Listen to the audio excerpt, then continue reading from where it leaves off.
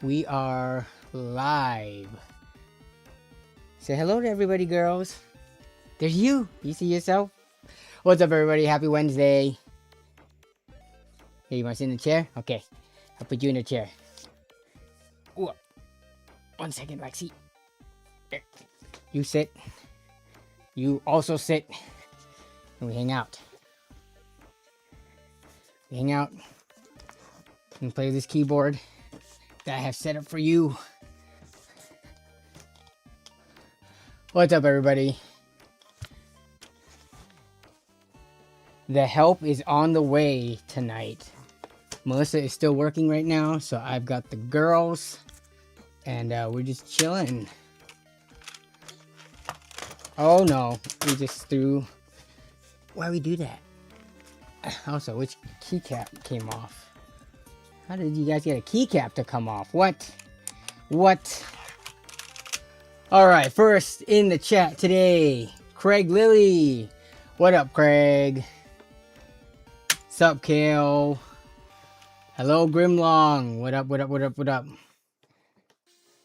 Yeah, it's a mouse pad.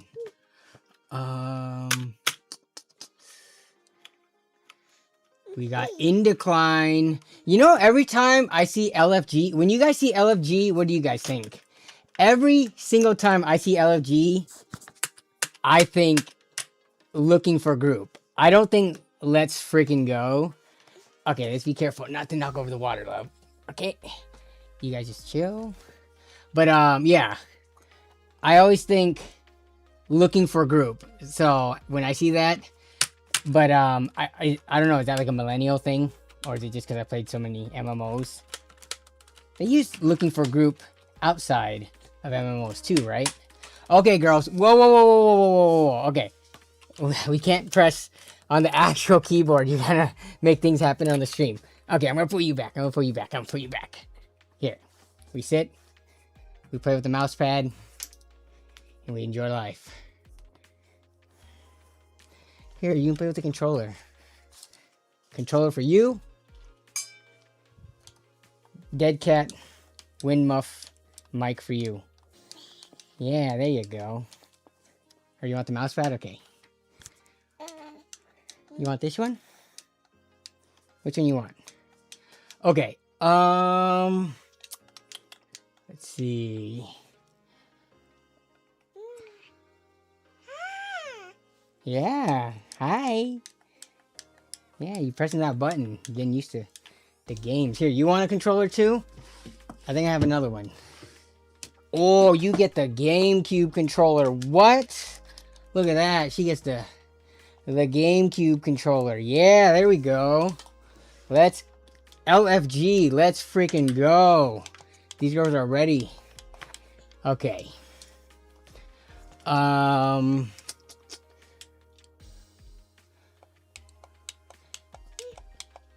What up, Ant-Man? No, we gotta stay here. I'm gonna be your seatbelt. Hello, Cruiser. What up, what up, what up? Micro Center bundles prices went up $50. You talking about the DDR5 CPU and what is it, RAM combos? Even going up $50, I feel like that's still a really good deal. Knee Sweat says, yo, Danny, I remember you saying something about buying a machine for mold in your car. What is it called again? It's called the Ozone Machine. Yeah, they're relatively affordable. They're like, what, 40 or $50 on Amazon? But you gotta be careful because it could also eat the plastics if you run it for too long. It kind of, some of my plastics in my car did get it looks ugly now. Because I wanted to run it for longer just to make sure. What's wrong? Here. Okay, you play with the keyboard peacefully. Or here, you play with this one. Yeah. Yeah. Don't eat it. Don't eat it. What's up, Jensen? What up, what up, what up? Hello, Jaker from Spain. Hello from the US. This is not reinforcements. The reinforcements needs to come and help me with them while I stream. Now, they're about to go down for a nap, so I'm going to put them down probably in the next 5 or so minutes while we just hang out here in chat. What up, HDZ? Good to see you. What up, Tony Dung? Hello, hello. LFG is a millennial thing for sure. Yeah, the twins indeed. What up, Chris? How you doing? Oh, you like pressing the keyboard? Oh man, you guys, you causing the camera to shake. All right, we're not gonna type that furiously once we actually learn how to type. Okay. Okay, you want to switch controllers now? You want the green one and you want the GameCube, or you want to stick on the here? You take that one, and you take that one. Okay. I will never be able to tell them apart. Okay, girls. Hello. I need the camera. Can we fix the camera real quick? Bam. Nope, that doesn't help. Here we go. Girls, can we look at the camera? You see the camera? The green light?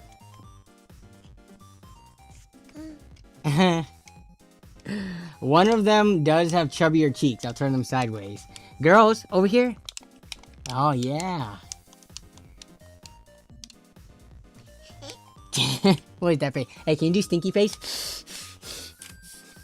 There you go. Stinky face. Yeah, we do stinky face, huh?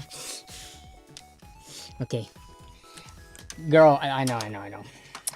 This is not conducive to 1-year-olds who want to just... Okay, you sit here and game. Your sister want to run around.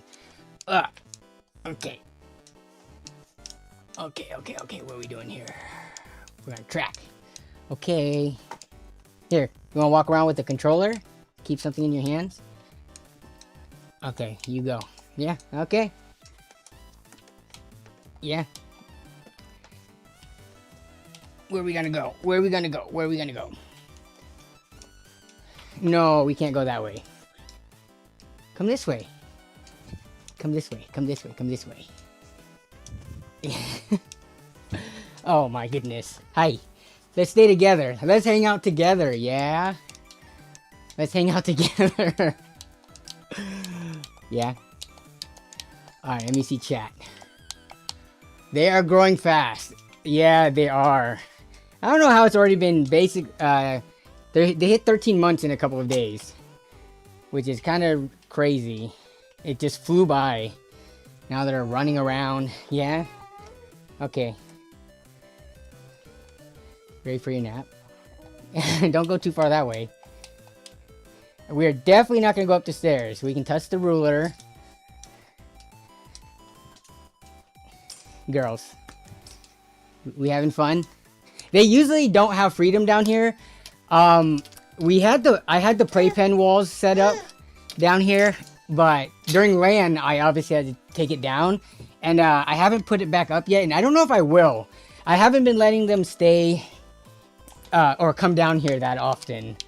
So right now it is not set up for... Girl, you just hit your head. Come on. It is not set up for two little babies who are very mobile. They're basically... They run now. Yeah? Okay. Okay. You're gonna run around and press buttons. There you go. Alright. Is it nap time? Is it nap time? Now he's gonna touch the ruler. Okay. Let me see if I can read chat via my phone.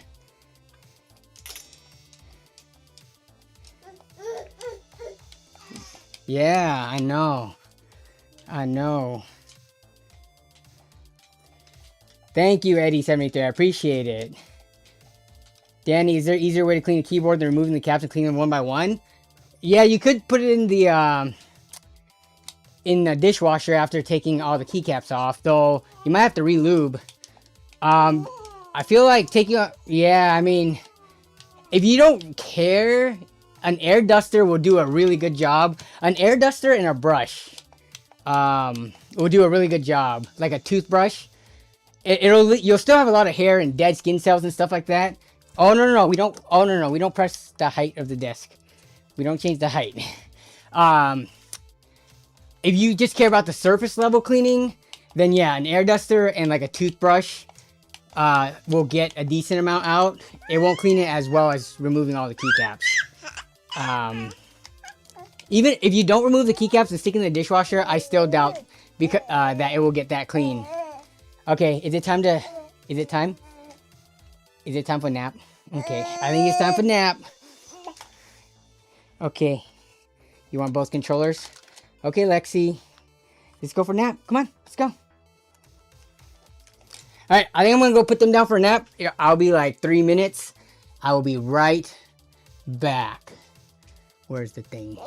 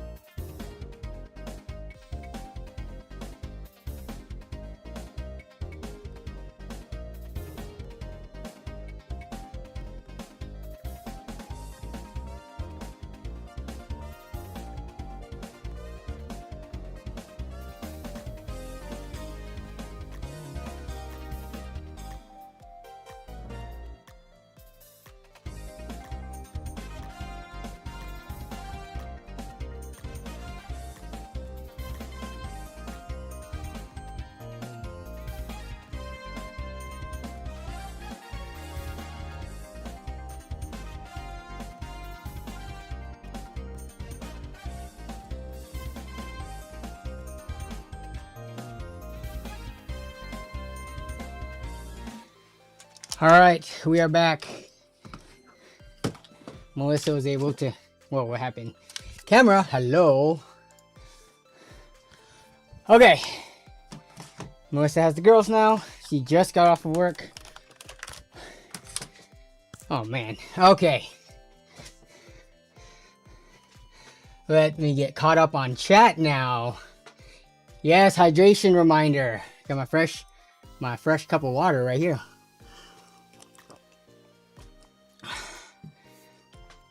You're gonna buy a new laptop, thinking about going max out? I don't think I would ever max out on a laptop. Just because maxing out on a laptop is so much more expensive. I mean, maxing out on a laptop, I don't even know what the bare minimum cost of a 5090 laptop is. That's what I consider maxing out.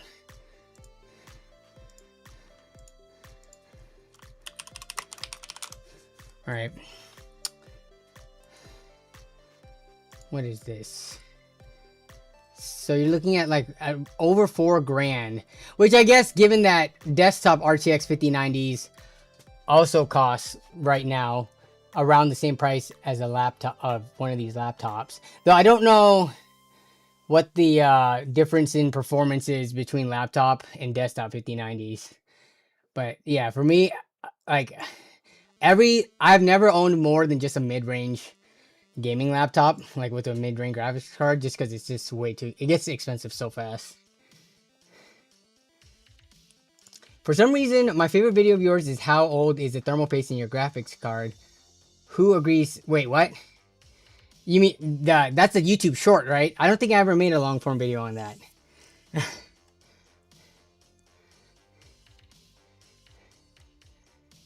Maybe 1 terabyte of RAM? Okay, I don't know if I believe you. Post the proof. I don't know, Smash TV Network. You talk a big game a lot of times about buying a lot of stuff.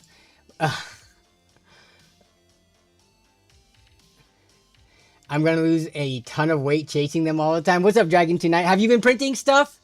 I have printed... I'm basically been printing at least one thing a day. Here's my most recent print that just came off the printer. Sorry guys, 3D printer talk, just because it's still pretty fresh to me. This is a... Oops. This is a... an ant trap house thingy where you put in like the liquid borax or liquid ant bait or whatever. And then you just screw the top on and then you place it under your couch or whatever. The summer season, we always start getting some ants at the beginning of the season. So we have ants kind of randomly around the house now, so I just need to take care of them. So I just batch printed 3 of them on the same plate. And hopefully, yeah, the ants can get taken care of. But I also printed like a wool ball thingy for our laundry room. I printed a storage container type thing for your bathroom where it has like a bunch of different like cups put together, where one's for like the toothpaste, one's for toothbrush, one's for like Q-tips, floss, and that kind of stuff. But I'm now starting to struggle to find things I want to print.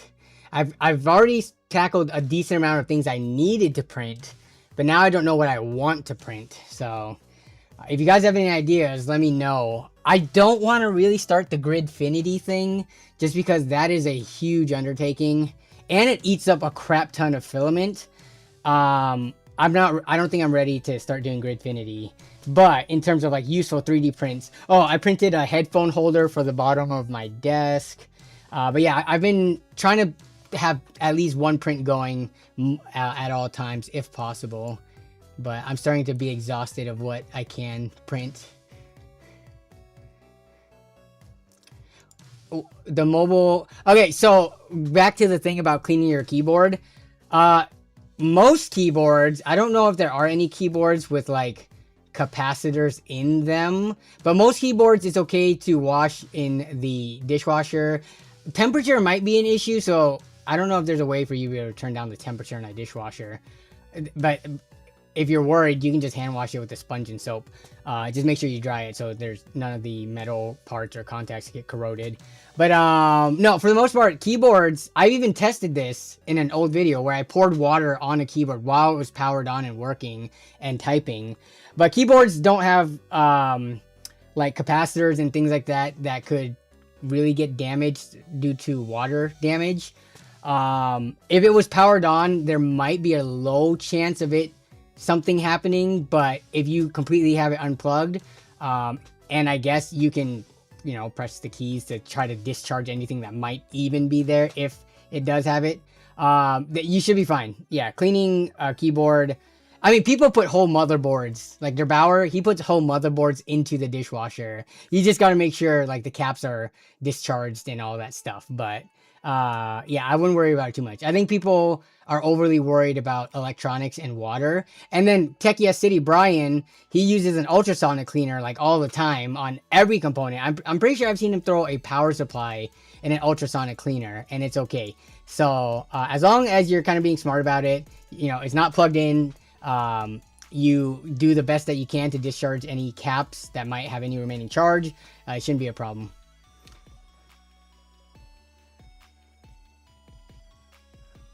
I'm going with Falcon Northwest. Do they do laptops?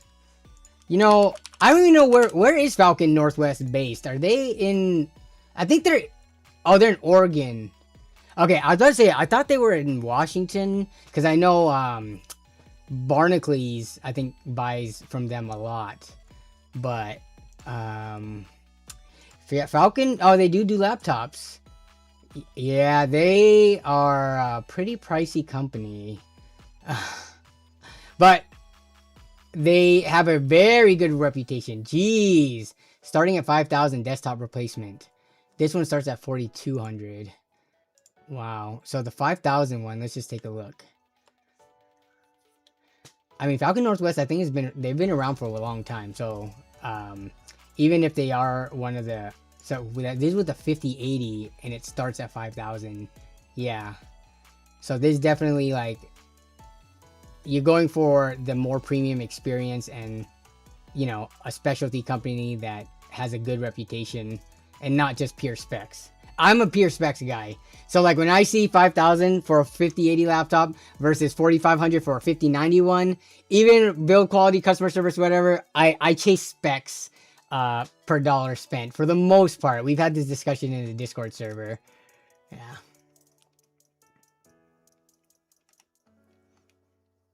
You're doing nearly 3 pieces a day? What have you been printing, Dragon Tonight?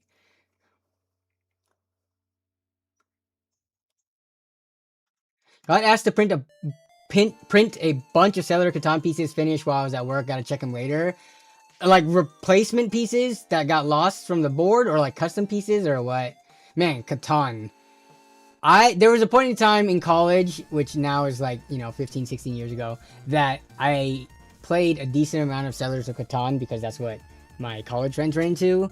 But it got to a point eventually where I'm like, I cannot stand playing this game. And I don't think I've played Settlers of Catan for definitely well over a decade, but I'm trying to think of even longer than that. Probably like 13, 14 years.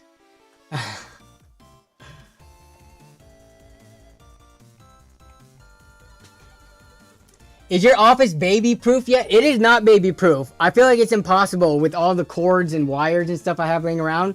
The only way to baby proof down here is to set up a pen like in the middle of an open area so that basically there's nothing inside of the pen that they can hurt themselves with or that they can damage. And I have had that set up.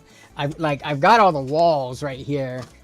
They're just sitting over here on the side just from land. But yeah, I've got all these walls still. I don't know if I want to put it back up. I think the girls, if I have to work down here and they have to hang out, they get pretty bored pretty fast. So making them sit in the pen while I have to like actually work and concentrate is pretty difficult. So I would rather just not do that and just spend time with them until I can, you know, get either my wife or sister-in-law or someone to help, and then I can transition over to doing work. Oh man, I hate to do this to you guys, but I just ate a very late lunch and I might have to run to the bathroom for a little bit. I will stay in chat if I do, but this has only happened a couple of times on streams that I can remember where I had to go take a number 2. So I will wait till the absolute last moment so that I'm not spending a ton of time in there. I'm doing tons of figures and your painting is addicting. Nice. Well, I'm glad the 3D printer, it sounds like you haven't had any major issues, so I'm glad that it's doing well for you. Maybe, yep. I also do the, what is it, ortho spray around the barrier of the house, like 6 inches up the wall and stuff. Yeah, I do all that in the spring/summertime. Okay, guys. Yep, the deuce is loose. Time me. How long is this going to take? I will be in the chat because I'll have my phone, but I will be right back.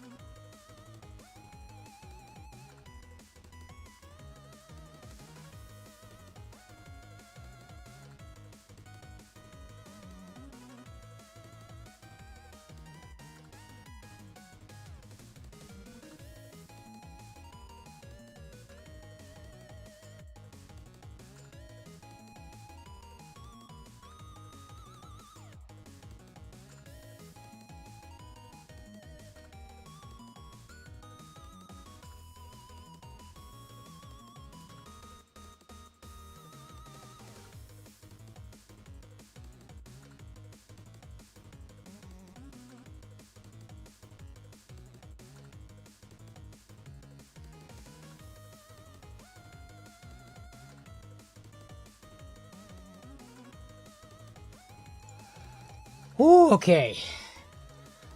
We're back. We're back. That was a good one. That was a good one. All right, let's run a poll.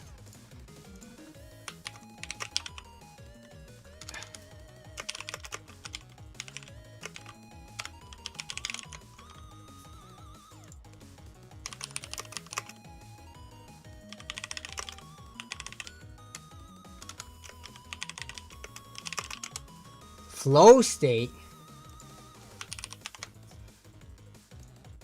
All right, what was that? What was that flow state?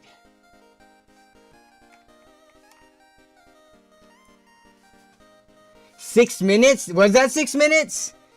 Wow, it felt like longer. Maybe because I felt like I was under pressure to finish quicker.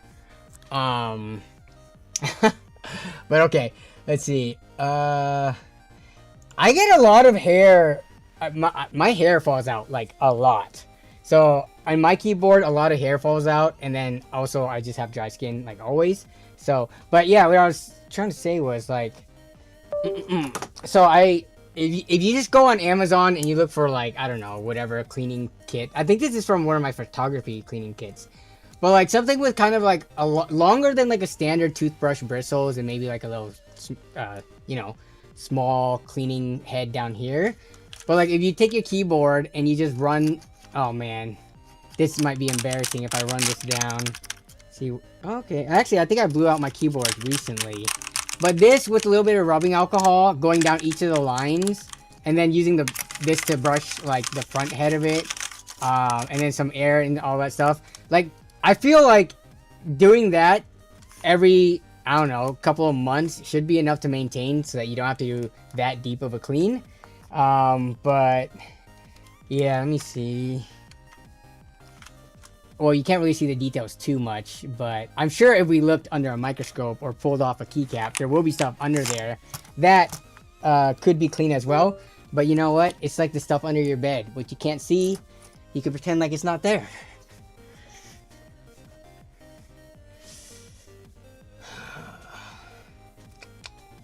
No, I have not talked about the Redditor getting scammed yet. We are half an hour in the stream because I was watching the girls, and then I had to go take a dump. But we will get into that now. Oh, Pete Dunn was the one who sent the flow state for 200 joules. Thanks, Pete Dunn. I appreciate that. All is well as can be, I think. Let me think. Yeah, I would say all is very good, actually. The girls had their 1-year dental appointment today, and they were crying so much. But no, everything's good. As long as the family's good, I'm good. But bidet plus Sani wipe. I don't do the Sani wipe. I just do the bidet and a normal wipe. The Sani wipe, maybe if I was gonna get frisky later on tonight. But I'm not into that stuff. But if I was getting that kind of frisky, then I would do it for, you know, whatever activities you need a Sani wipe for. I wanted to use bidet but get grossed out at the concept of pee poop getting on the spray or spout. I mean, that stuff gets in the toilet bowl anyways, so you just clean it when you clean your toilet, and hopefully you're cleaning your toilet somewhat regularly. And it doesn't get on the spout because unless you projectile shoot things straight backwards, most things just drop straight down when you go in the toilet, right? I don't think, aside from a couple of explosive times, I've ever actually got things right onto the spout. And there's usually a cover. So there's usually a cover, and the way that the bidet works is when you activate it, usually the head comes down and pokes out underneath it, and that's what sprays. And then after the water pressure decreases, when you know, turn the nozzle back, it like comes back up. So, and so it's not like that much of a burden to clean and stuff like that. But yeah.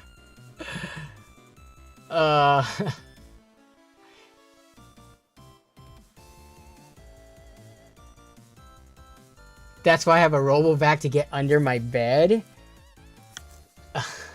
You have a RoboVac that can reach your room? We can't do that because of our multi-story house. And our RoboVac does not climb stairs. I'm driving home. Can you wait? Like, yeah. We can wait 10 minutes. We can actually talk about the Noctua first. But let's see. What's up, West Beach Ellen? Hello, hello, hello. This is what lack of good tech news will result in. Exactly. But hopefully you guys are here for it. You guys, I just treat these as like chill sessions, right? Even though we tend to try to have topics and like, something to do every stream, I'm also cool with just shooting the crap and just hanging out. Hollow Rain PNW, what's up? What's up? How you doing? The spouts have covers and the sprayers. Yep, comes out. Exactly, yeah. Depends on the bidet. Never use an auto inbuilt one. Have you used a bidet jet handle? Yeah, I think when we were in Thailand, that was the first time I've ever used one. When you say jet handle, you're talking about like, it's basically the sprayer from like kitchen sinks. I've used those kinds or it's kind of like outdoor hose with one of those jet sprayers, and then you kind of have to aim it yourself as opposed to an auto one built into the toilet. I've used those as well. I'm not as much of a fan of those because I'm just not used to them. 3 out of the 4 toilets in our house has a bidet that has a thing that shoots up like a water gun automatically when you're sitting on the toilet. So that's what I'm used to. So anytime I have experienced the other one, it's like, I don't know, aiming it back there, it just feels like I'm not doing as good of a job. Tech news is so crappy, we are talking about literal crap. The sandy wipe is to eliminate TP, vastly more efficient. I feel like when I bidet, I only need 1 wipe and then it's clean. Like, yeah, obviously the sandy wipe is better, right? It's like, I guess if you got crap on your arm, you wouldn't just wipe it off with water, you wouldn't just use water and then wipe it with like a dry toilet paper. You would probably want to use some kind of chemical, whether it be soap, disinfectant, or something on top of it. But I feel like, I don't know, it might be a little more sensitive down there if you're always using some kind of chemical to clean it. Have I used a tabo? The Filipino stop, don't Filipinos just use like a bucket? Like a plastic bucket? Is that what a tabo is? I mean, I don't think only Filipinos do that. I think a lot of like Southeast Asian countries do similar things. But I think, let me see. Let's see if I imagined it correct. Yes! I got it right! Yeah! I mean, do we even consider this a bidet? Isn't it just like a bucket that you pour down your backside after you take a dump? There's no like water pressure or jet force with this one. I feel like it just runs down. So I don't know if I would feel as clean using a tabo. Cardboard says you're editing, so you won't be able to tune in, but hope streaming goes good. Thank you. I appreciate you just checking in and stopping by. But yes, we're going to change the topic now. All right. We were talking about doo-doo, and now we're going to talk about doo-doo colored fans. We were talking about doo-doo.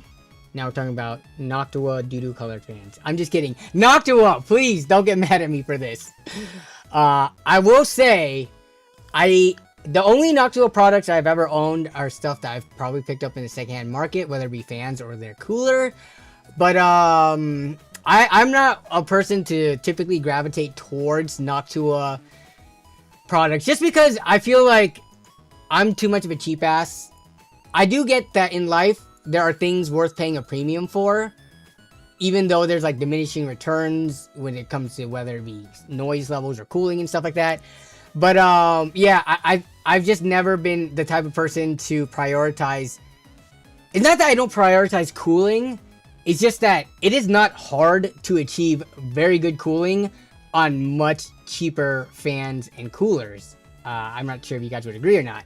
But let's take a look at this because this is kind of big news. I saw it popping up on like my YouTube feed as well as all the tech news outlets and stuff because Noctua, I mean, they showed this at Computex, but I think now it might actually be available to buy. But Noctua finally releases its first AIO coolers, because they've been doing the air coolers and the fan for the longest time. It starts at $220 for 240 millimeters, which again, like, dude, 240 millimeters at over $200 to me is just wild. Features the company's legendary A series fans. I feel like you can buy any other AIO, slap Noctua fans on them, and it will still come in cheaper than $220. Let's take a look. So the highly anticipated AIO cooler is finally available. The PC builders can get in 3 sizes. So they do have, I don't see a 280, but they do have the 240, 360, 420. These are all-in-water coolers starting at $220 on Amazon. Boom, right here. So you can get that.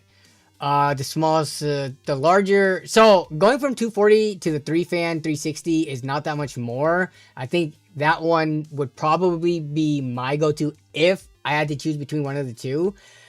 But I did look at some of the earlier charts from, I think it was like Tech Power Up might have done one, and then I think Hardware Connected did a video too. Just the performance and noise levels for these. Here, where's the Arctic Freezer 3? If I can spell it right. Like, so here's the 240 one for $70, but the 420 is under $100. When it comes to like AIOs, I think the Arctic is like the king of value. Thermalright has really good price ones too, but I haven't done the number crunching for the performance difference between the Arctics with their thicker radiators and the Thermalrights. Actually, I'm starting to think more about it, and I think Thermalright actually might be the king of value because so little people out there need like a 420 or like a super, thick 38 millimeter radiator. A Thermalright 360 millimeter rad for like where they normally go for $60-$70, that will serve like 90 to 95% of the people out there for their use cases just fine. It'll have good, decent enough temperatures and noise levels where unless you are very nitpicky about those things and have like sensitive ears to fan noise, or if you want to min-max getting your temperatures down, I think Thermalright actually might be the better value. But Arctic for a little bit more, and you can improve the noise and the temps a little bit more, I still think these are also great value. So like you've got them doing this for under $100, and then you got Noctua, which even if the Noctua is better, just when it comes to like the thermodynamics of it, like the physics of it, you cannot get that much better. You can, by charging 2 to 2.5 to 3 times the price, you're not going to get that much return on the improvements on fan noise and the thermals. It could be better, but again, that's like the diminishing return. And I don't know.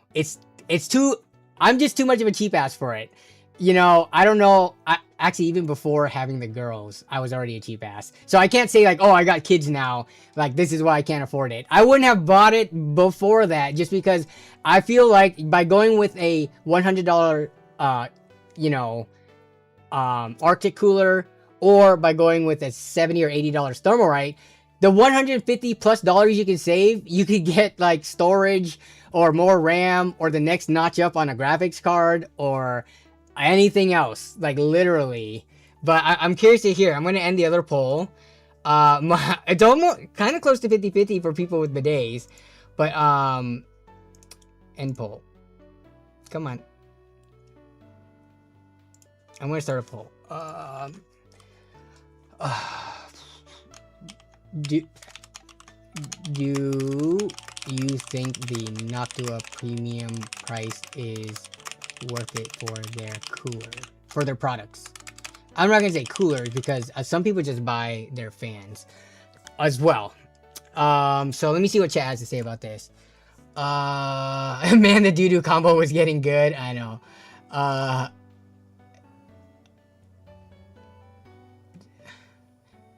That's the part I hate about editing. I can't listen to anything else because I have to pay attention to the audio. It depends on what you're editing. When I was editing the most recent video, the benchmark stuff, that one you can kind of listen to stuff because a lot of it was formatting and getting the labels and things like that. But yeah, on other videos, it is very hard to listen to it. Brown topics only, exactly. It's wild to me that Noctua is getting into AIOs, says Chert.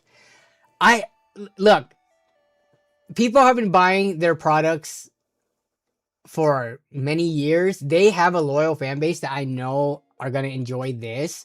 And if they enjoy it and there's enough people buying it that Noctua, it helps Noctua out, I'm not against it.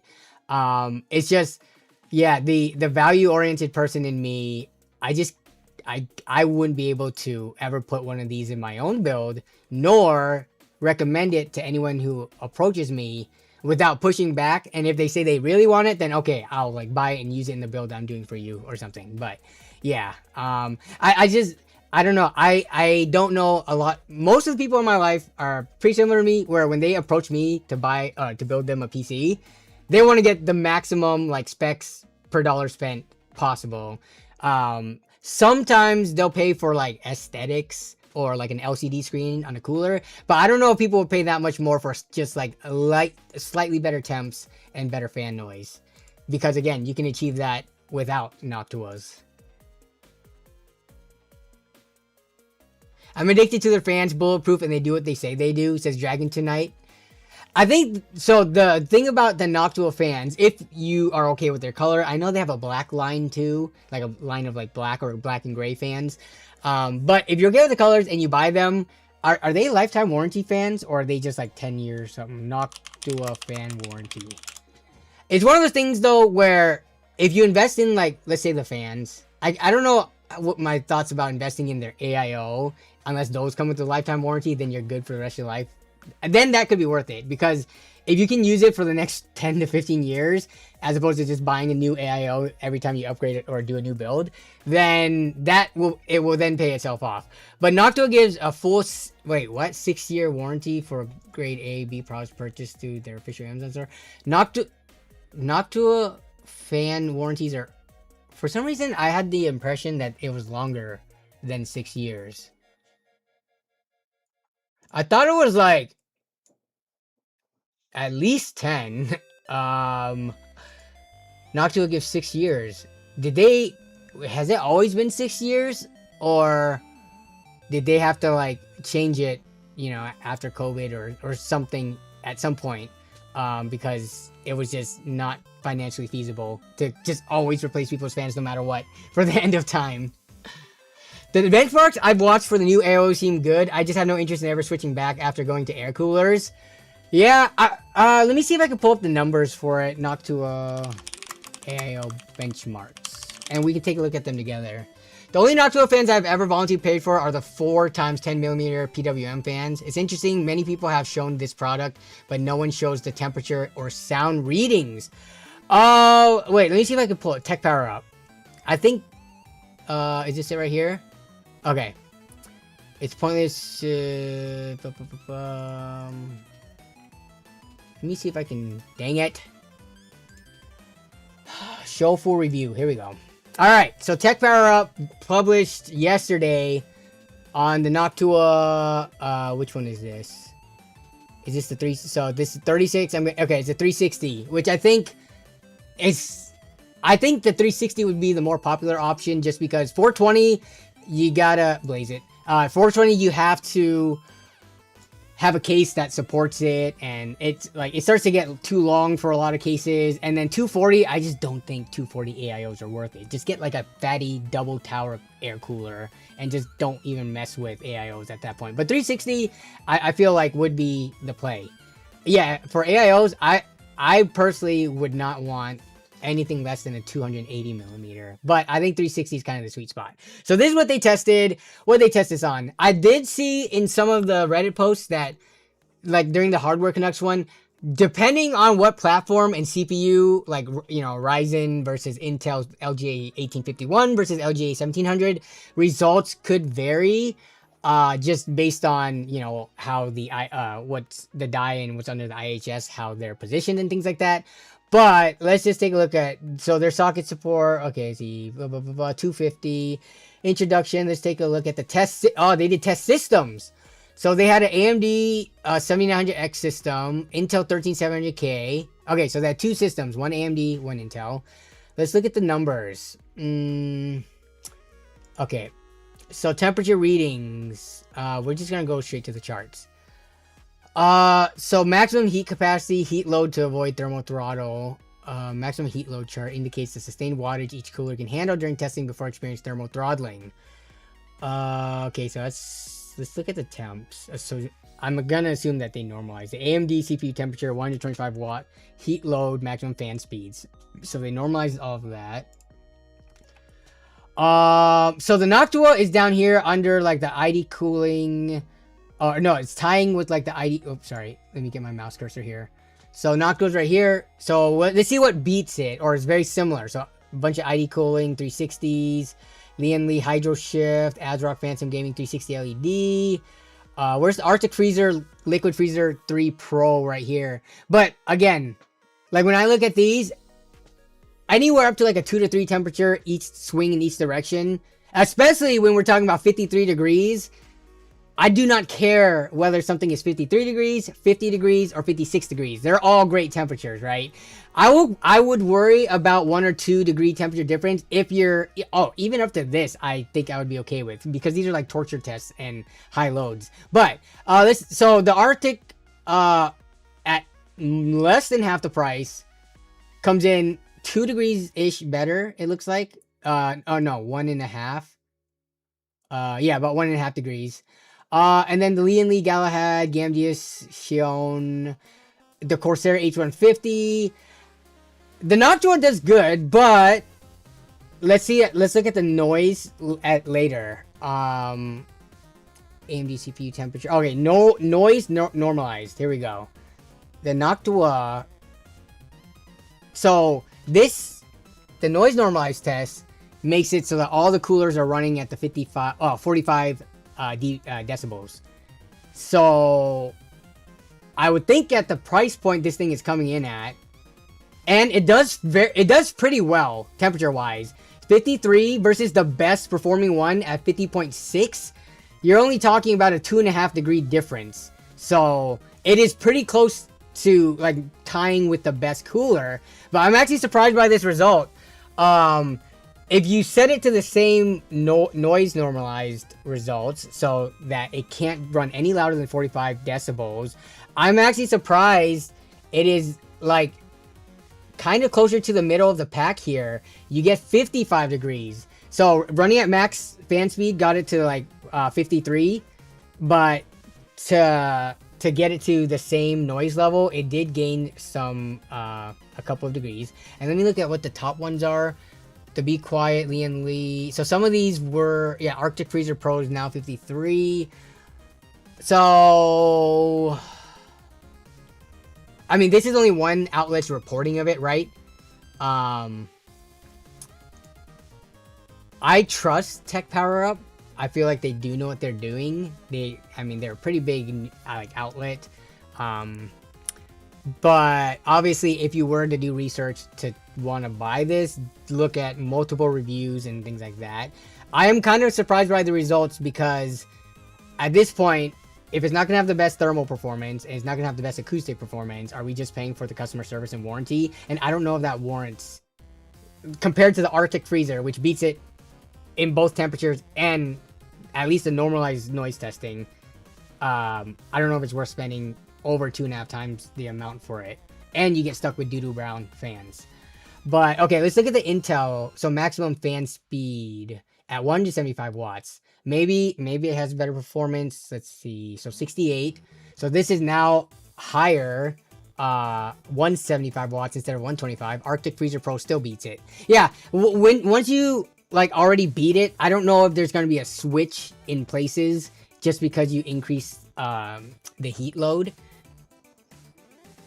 And then here's 175 noise normalized. Yeah, the freezer, Arctic Freezer is still up here, kind of in the lead.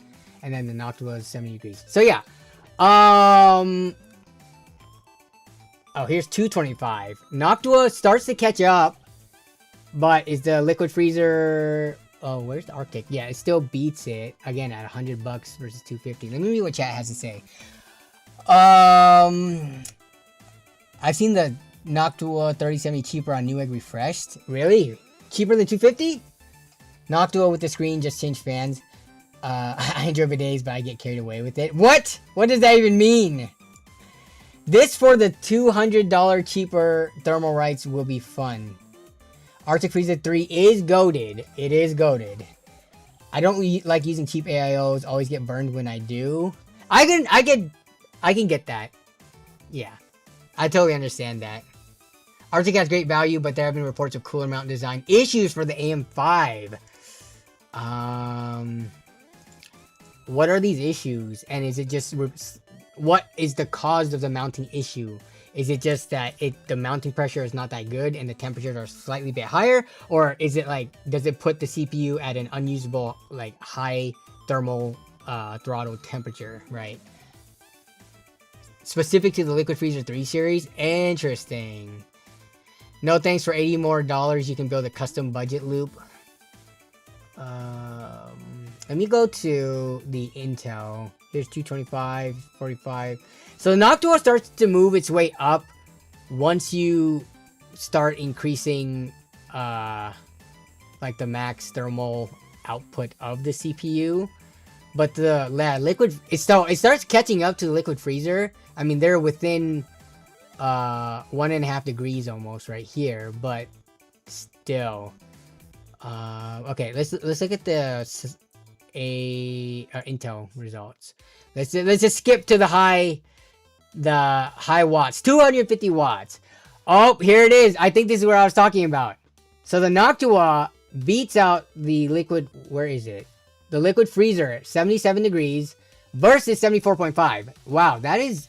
These are all really close together because I scrolled down that much and we're only in the 77 degrees with all these coolers in between to 74.5. So it looks like for LGA 1700, the Noctua is actually near the top of the pack. Let's look at the noise normalized results.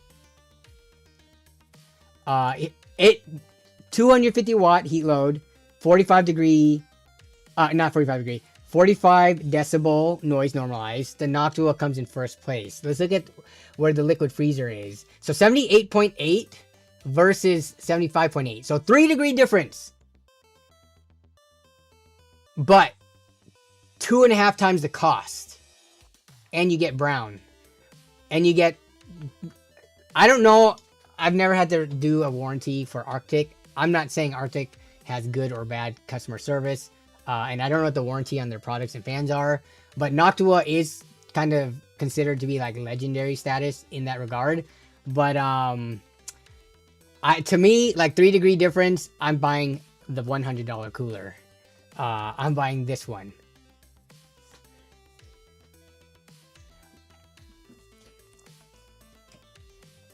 Temperature maxing. There's looks maxing. There's brown maxing. Now there's temperature maxing. For $100, why not spend the $25 more? Wait, for what? What are you talking about here? Did you see the Oh no, Peerless Assassin 420?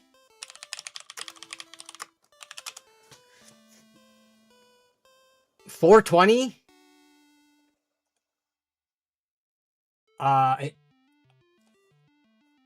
Peerless Assassin 420. I don't think I've seen it because apparently it's not a thing on the internet. At least do a Google search. The Noctua ROI, it just isn't there in comparison to Arctic or similar fans. Yeah, a cheap thermal right, 360 AIO plus $15 contact bracket equals below 60 degrees. Yeah, what is the cheapest contact bracket that we can find? Let's just look up Ryzen contact bracket AM5. Oh, you can get it for even cheaper. Oh, the Thermalright one's only $8 or $9-ish. You can get the Thermal Grizzly one for $23. Now we can talk about the value proposition between these two. And look, I like Der Bauer. I like the work that he does. He seems like a super chill guy. So if anything, I would probably, between these two, I wouldn't have an issue buying and supporting a small business like him. I don't really consider Noctua...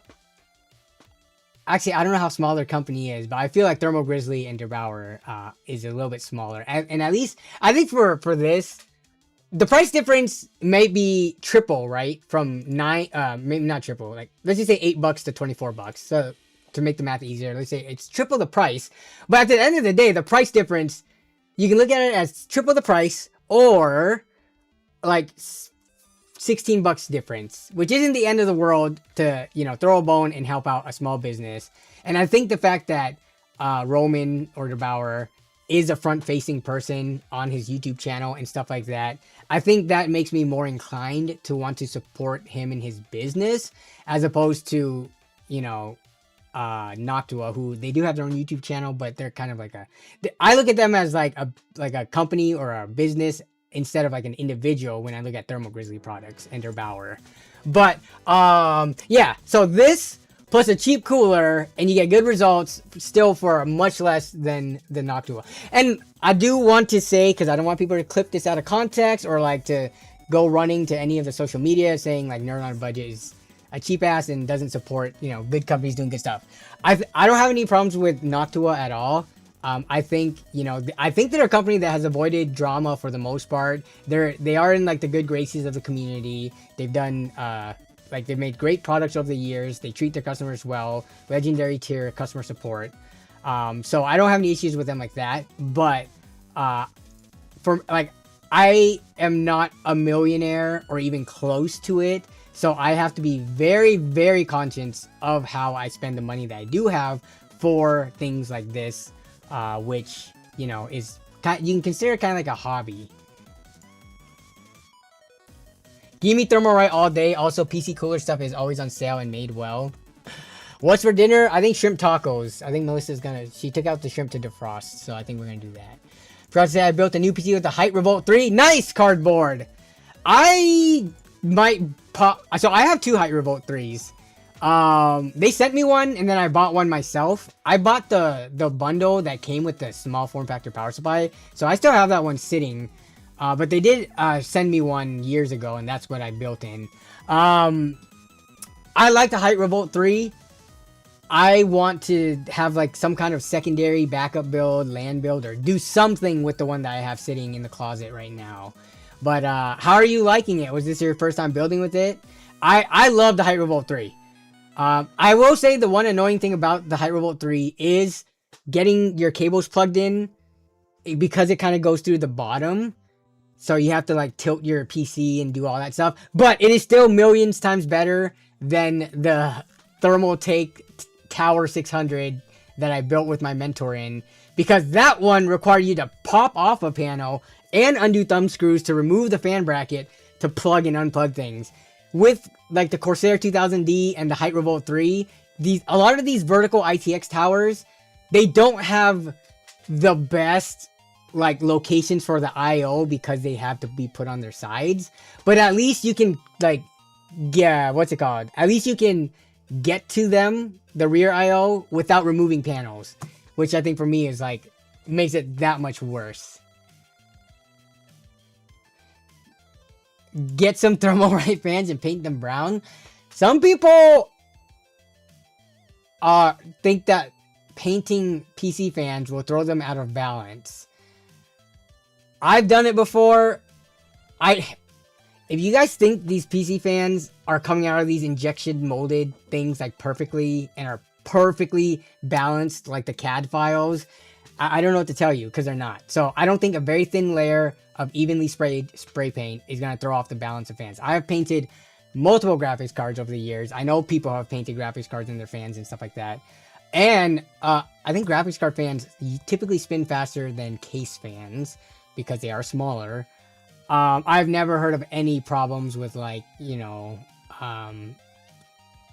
like vibration issues or fans failing because of it, any of that. So I've only ever had one fan die and it was a pretty hot system. The other 300 or so, no issues reported to me. 300 or so. Dragon Knight, do you build and sell PCs? I forget if we've talked about this. Are you a PC flipper or do you have a business buying or selling PCs? I prefer Noctua fans for them being quiet and cooling is less important to me. I feel like non-Noctua, even like Thermalright fans, some of the cheapest available, at least in the US, their performance level, even at the lowest settings, is good enough where you get good acoustic or, you know, levels while also delivering enough cooling for your typical build. Now, obviously, in some of these tests that we just saw the charts on, they pushed it to like 250 watt CPUs. Not many people are actually doing that in real life, so you don't really need, you know, a cooler like what they just showed. Most people can get by with smaller, cheaper coolers. Now I know why people who show this product on YouTube never show the temps or sound readings. I think, yeah, the hardware Canucks one, I was only listening to in the background and I read some of the comments. People were asking like, hey, why didn't you show the Arctic Liquid Freezer 3? And I don't know if the video was sponsored. I didn't check to see if it had that little paid promotion tag. But yeah, I mean, I think it's pretty hard to justify any, I think, $250+ AIO when companies like Arctic and Thermalright exist. Don't know why this is a topic. It's just for the people who want that name and color scheme. Yeah, so it's only a topic because it's what's in the news cycle stream right now when it comes to DIY PC building. And yeah, I just thought it would be interesting to talk about. It's a topic because there's that little news going on right now in the PC hardware space worthwhile. Because everything is about all these AI/data center high-end, not high-end, but like non-consumer parts and all the badness of all these data centers getting erected and, you know, polluting the water and destroying the environments of people's, you know, backyards in their hometowns. And we did talk a lot about the new Computex products, but since then, there hasn't been a lot of interesting, exciting news in the news cycle. So that's why we're talking about it.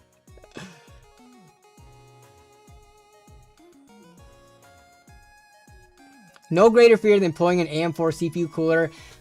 That's why you twist. You heat it up and you twist it.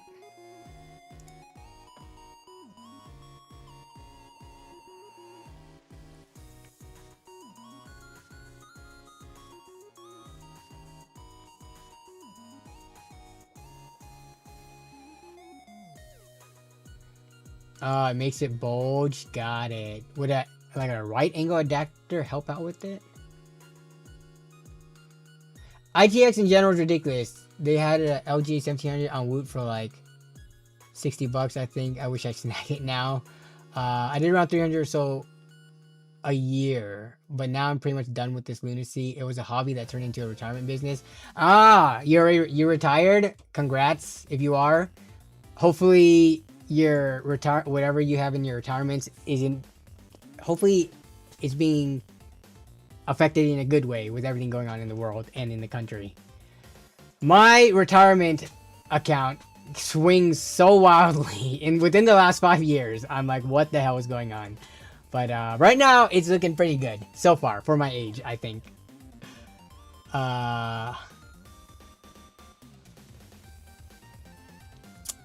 Okay, so that's enough about the Noctua one. Let's talk about this next topic. How is it that this is already happening again? So if you guys remember, I feel like it was a year ago. Yeah, it was, because the 5090's been out for over a year by this point. Though I think the one that I covered previously, it might have been a 4090. I don't think it was a 5090. So this is, like, I can't believe this is still happening. So I saw this on the NVIDIA subreddit, and as soon as I read it, I was like, oh, another one of these. These have been happening somewhat consistently for a while now.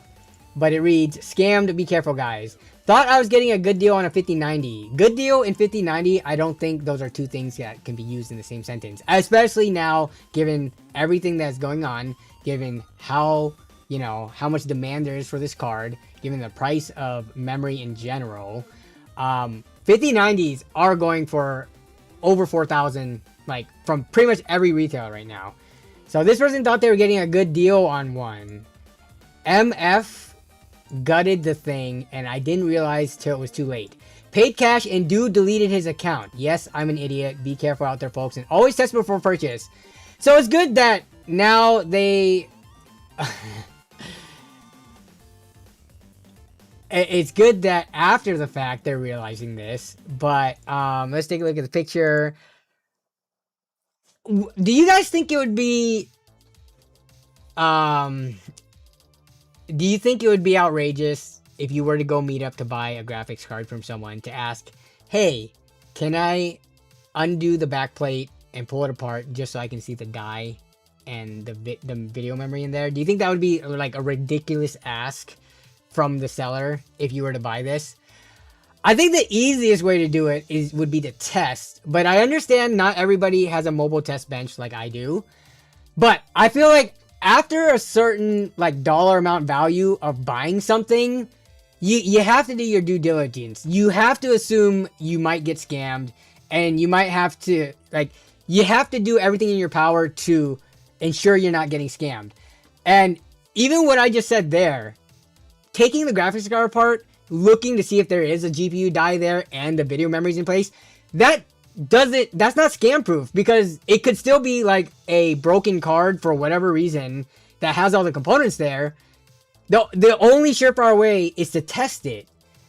Now, not everyone has their own mobile test bench. Then at that point, for me personally, you just walk away from the deal. Unless you can have them go to their house or have them meet in a place where they can bring a test bench or something, right?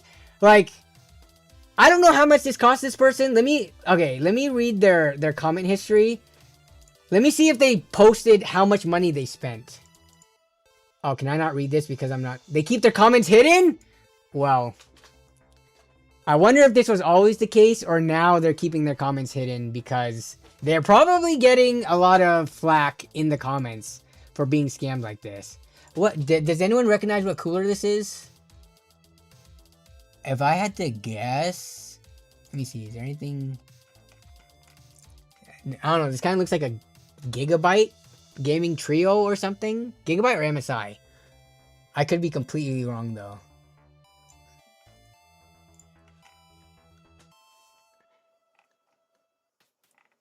Yoink, says Chris. I never pay cash for anything. Credit cards only. Here, well, in a case like this, if you're buying in the local market because, you know, you don't want to get scalped beyond belief from e-tailers and retailers. If I was selling a fully functioning RTX 5090, not a scam like this, but a legit one, I'm only taking cash. I might take Zelle because I have never heard of a Zelle transaction being reversed. But I'm not taking Venmo or PayPal because I feel like dude, we're talking, this had to have gone for at least like $2,000. I'll read through the comments in a second. But like, after a certain point, whether you're the buyer or the seller, you got to protect yourself. Cash only. And I have a video coming up where I am selling a high value graphics card, and I brought the test system just so that the buyer knew that they weren't going to get scammed. I was trying to be a good seller to give them like peace of mind. But obviously a scammer is not going to do that. What up, Extreme Zone? What up, what up? I got my 5090 for 2K at launch and I'm looking at the prices. Looking at the prices, now I feel like you did get an insane deal. You know what's funny? Jason, I don't know if you're in the chat, but Jason Whitmer got a 5090 Founders Edition. I forgot I think he got it from either Best Buy or like Nvidia directly. He got it for the $2,000, but then he eventually had to sell it to cover like a medical emergency. But now I'm thinking like, holy crap. I think he made money off of it. I don't remember how much after fees, but just now it's crazy. It's like more than double the price.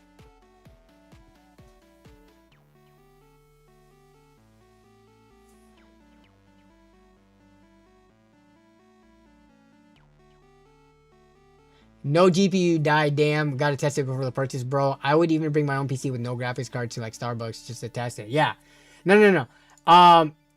So for like, you guys see the content that I make, I always test, even if I'm buying a $20 graphics card. When I bring the test bench to test a $20 graphics card, it's more so just for fun and for the content. obviously if the seller tells me no, don't waste my time, then I would just buy it. But I have only ever had positive reception when people see me whip out the test bench. So they don't feel like their time is getting wasted. Usually they like sitting there talking to me when I'm testing even cheap graphics cards. So for like low value items, I don't need to test it. I just do it for the content and just, you know, to show people like, hey, this is a thing. But no, I think I'm curious. So I'm gonna end the poll. So over 70% of the people thought Noctua wasn't worth it. The price premium. Let me actually no, I'm not gonna start a poll. What is your guys's threshold for whether you would force testing a graphics card before buying it versus not? Like what dollar amount? Like I think honestly for like under maybe around like 150 to 200 bucks, anything like that or less, I would realistically be okay with not testing the graphics card, because it's not like that's an insignificant amount of money, but it's more of if people are out here scamming, I don't think people are really, especially after I check their Facebook profiles and if they have ratings and they have other positive sales and stuff like that, I would be okay with not testing like a $200 graphics card or less. I feel like the scammers, because scamming on these platforms isn't like super easy, because you got to make a new account, and then you're already having a new account in 2026 with no rating and feedback. That already makes your account look sus. So like, I think a lot of the times these scammers, they like either hack accounts or buy accounts, or, you know, to buy something that is a little bit older and that has reputation. So then when you do this, just like what happened here, once you scam people or one person, you gotta delete your account essentially and do it again. So it makes sense that if you are going to scam and go through the trouble, you would want to get as much money as possible each time. Like, why try to go out and scam 10 people $200 each to only get $2,000 and so much effort, when you can scam one time on a 5090 and get that $2,000, right? So I think there's a lower chance of getting scammed the lower value the item is. But I think my personal like threshold for testing versus not testing is like $200. People scam people scam for $10. I know, but the chances of that for like PC hardware is probably super low.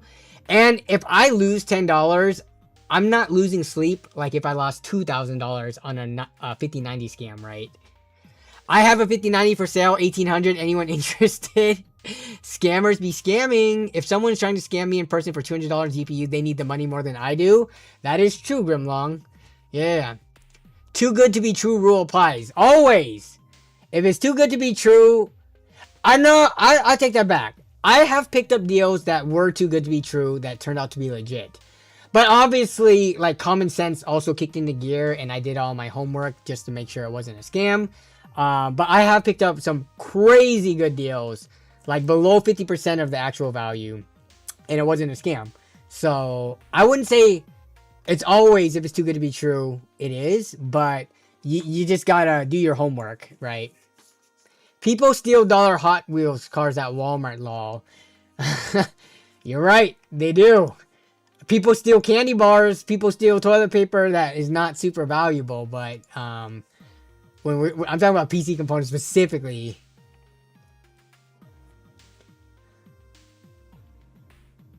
It depends. The thing about the rating that the seller has, though, is people can buy or hack accounts with rating and like a long history of existing. So even I take that with a grain of salt. You got to look at everything. But at the end of the day, the safest thing you can do is test. I don't know how you have to make that happen. If you have to recruit a friend who has a PC, if you don't have a UPS or portable power supply, if you have to go into a freaking Starbucks or McDonald's or whatever, you've seen pictures of that. People like taking their whole PC rig into McDonald's and gaming. If you got to be that person to ensure that you're not getting scammed out of multiple thousands of dollars, then you just do that. This person, they have acknowledged that they are an idiot. They are just putting this out for a warning. But I feel like this isn't the last time this is going to happen. This me going over this with the stream. We're also going over it. This is a warning. Don't let your guard down. This can happen at any point in time. Please use common sense. Actually, if anyone is willing to share in the chat, because I know people have told me their scam stories before, but has anyone been scammed recently or have a new scam story of getting scammed? I'm trying to think if I've gotten scammed recently.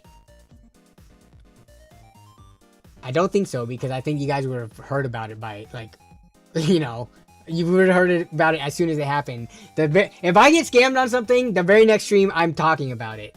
Only fools would be interested in a 5090 for 1800. I'm getting the baseball bat regardless of how much they scam me for.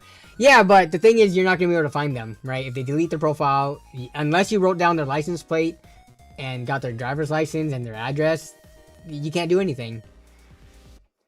I have an RX 590. $700, anybody? Lol. I have a bridge in New York for the low price of 5K. Stealing like that is different than scamming, though. That is true. Stealing like that and stealing from a mega corporation, some people are more okay with it. But it's different than individuals stealing and scamming from other individuals. Yeah.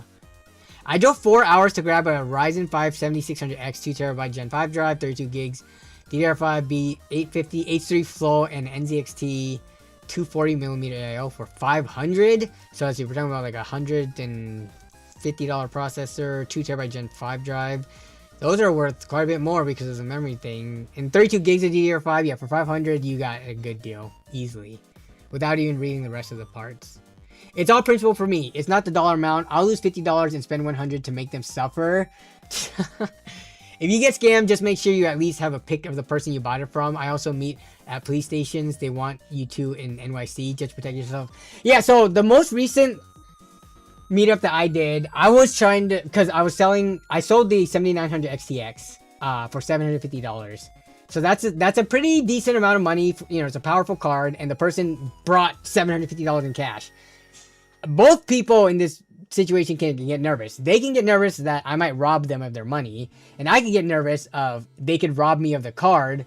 So I made sure to meet up at a very public front-facing business. It was actually the pizza joint down the street from me. And I met here because I see directly there's a camera right there at the front, a 180 dome camera with, you can see the staff and people eating inside. So it just lets both parties feel more comfortable. But the deal went fine. The dude was super nice, and he was very enthusiastic to talk about PC stuff.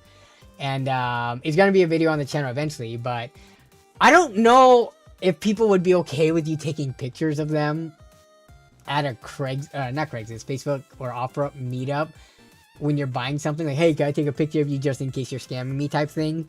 Writing their license plate down might be easier because as they're like going back to their car or they're driving away, you can get it. But yeah, I think police station meetups is definitely the play. It's just not all police stations offer this. I wonder if you just walk into a police station, even if they don't have designated buy-sell trade areas, if you could just walk in there and just do the deal, and if they ask you what you're doing, you're just saying like, I'm just doing a transaction. Like, are you really going to kick me out right now? But yeah, like for me, there's no local areas that I know of that does that, so. I made sure I had my 7900 XT tested before I handed over the cash. Yeah. Definitely. I mean, that's one of the things I try to normalize in my content and like the streams and everything like that. I always talk about test the stuff if you can, and if not, do everything in your power to not get scammed. I almost scammed someone, thought my item was sealed, but it wasn't. I don't know if that was, I would be calling that a scam. I guess it depends on what it is. If it's like a Pokemon card or something that where the value is immensely higher if it's sealed. But like, if it was a graphics card and the graphics card still was fully functional and the person wasn't planning on reselling it in sealed state but using it themselves, that's like the most minor offense. Have I gotten burned for a high amount before? I don't think I've ever been burned for like, and not gotten my money back. I don't think ever. I have bought things on eBay that ended up being a scam. You know, even though the person had good rating and stuff, they just like either they never ended up sending it. But I got my money back obviously because eBay is really good about that. But I don't think I've ever been scammed on a high value item. Like buying something and then it ended up being broken. At least I can't remember it. If I've ever told a story about it and you guys remember, remind me what that was, because I, again, like being super frugal and money conscious, I try to prevent that from happening as much as possible. I sold a bunch of PCs at McDonald's because they had outlets to test. Yeah, exactly. So even if you don't have a UPS or a portable power anchor station or a jackery or whatever, you can test at public places. Before I did that, I have tested at Starbucks before. I straight up brought a PC into Starbucks and plugged it in, and actually I was the seller and the person asked to see it working. And that was before I had a portable monitor. We're talking like back in 2015 or 16 or something like that. I think this might have been before the channel. Yeah, I brought a straight up monitor with the power brick. It was a micro ATX type build, so it was smaller. But I plugged it in at Starbucks, showed the person the PC build worked, and then sold it to them because they asked me to test it.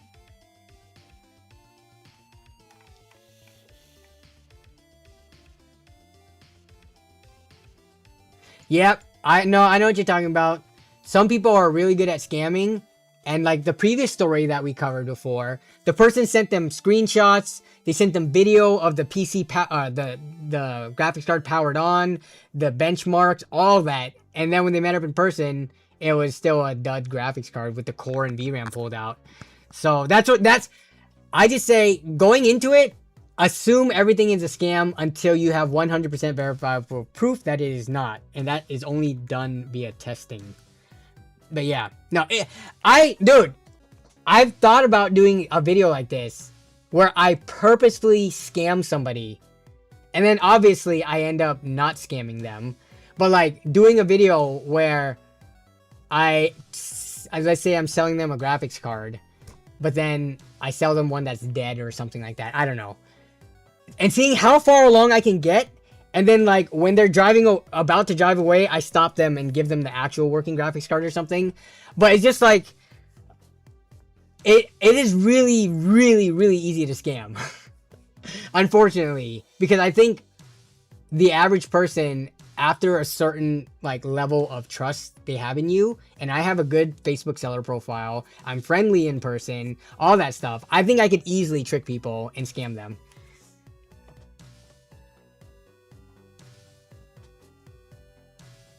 My buddy got a 3090 with no RAM chips and no GPU die off of eBay, but he was lucky, eBay buyer protection, and got his money back. The thing, the eBay thing is kind of strange to me, because how does eBay know? What if I bought a working RTX 3090 and then I pulled the die, once it arrived, I pulled the die and the VRAM out myself, I snapped a picture, and then I go to eBay and say, hey, this seller sold me a bad 3090. See, here's the pictures. At the end of the day, eBay might screw the other guy over because they usually side with the buyers. So that's why, like, with the online thing, it's easy for the buyer to scam the seller on eBay, whereas in person, it's kind of like only the other way around. I think it's pretty hard for a buyer because there's no like money back guarantee and stuff, and people usually deal with cash meeting up in person. So yeah, with the whole eBay thing, I feel like every time I buy or sell something on eBay, which isn't often, I buy a lot on eBay, but I don't sell often just because of the fees. But also, I'm afraid of getting scammed as a seller. Have I ever met anyone in a real sketchy area that turned out to be fine? Yes, a couple of times. I have a video on it. I met someone in a northern town from me, and it's kind of like a not as nice area, and I actually thought people were casing me out during the deal.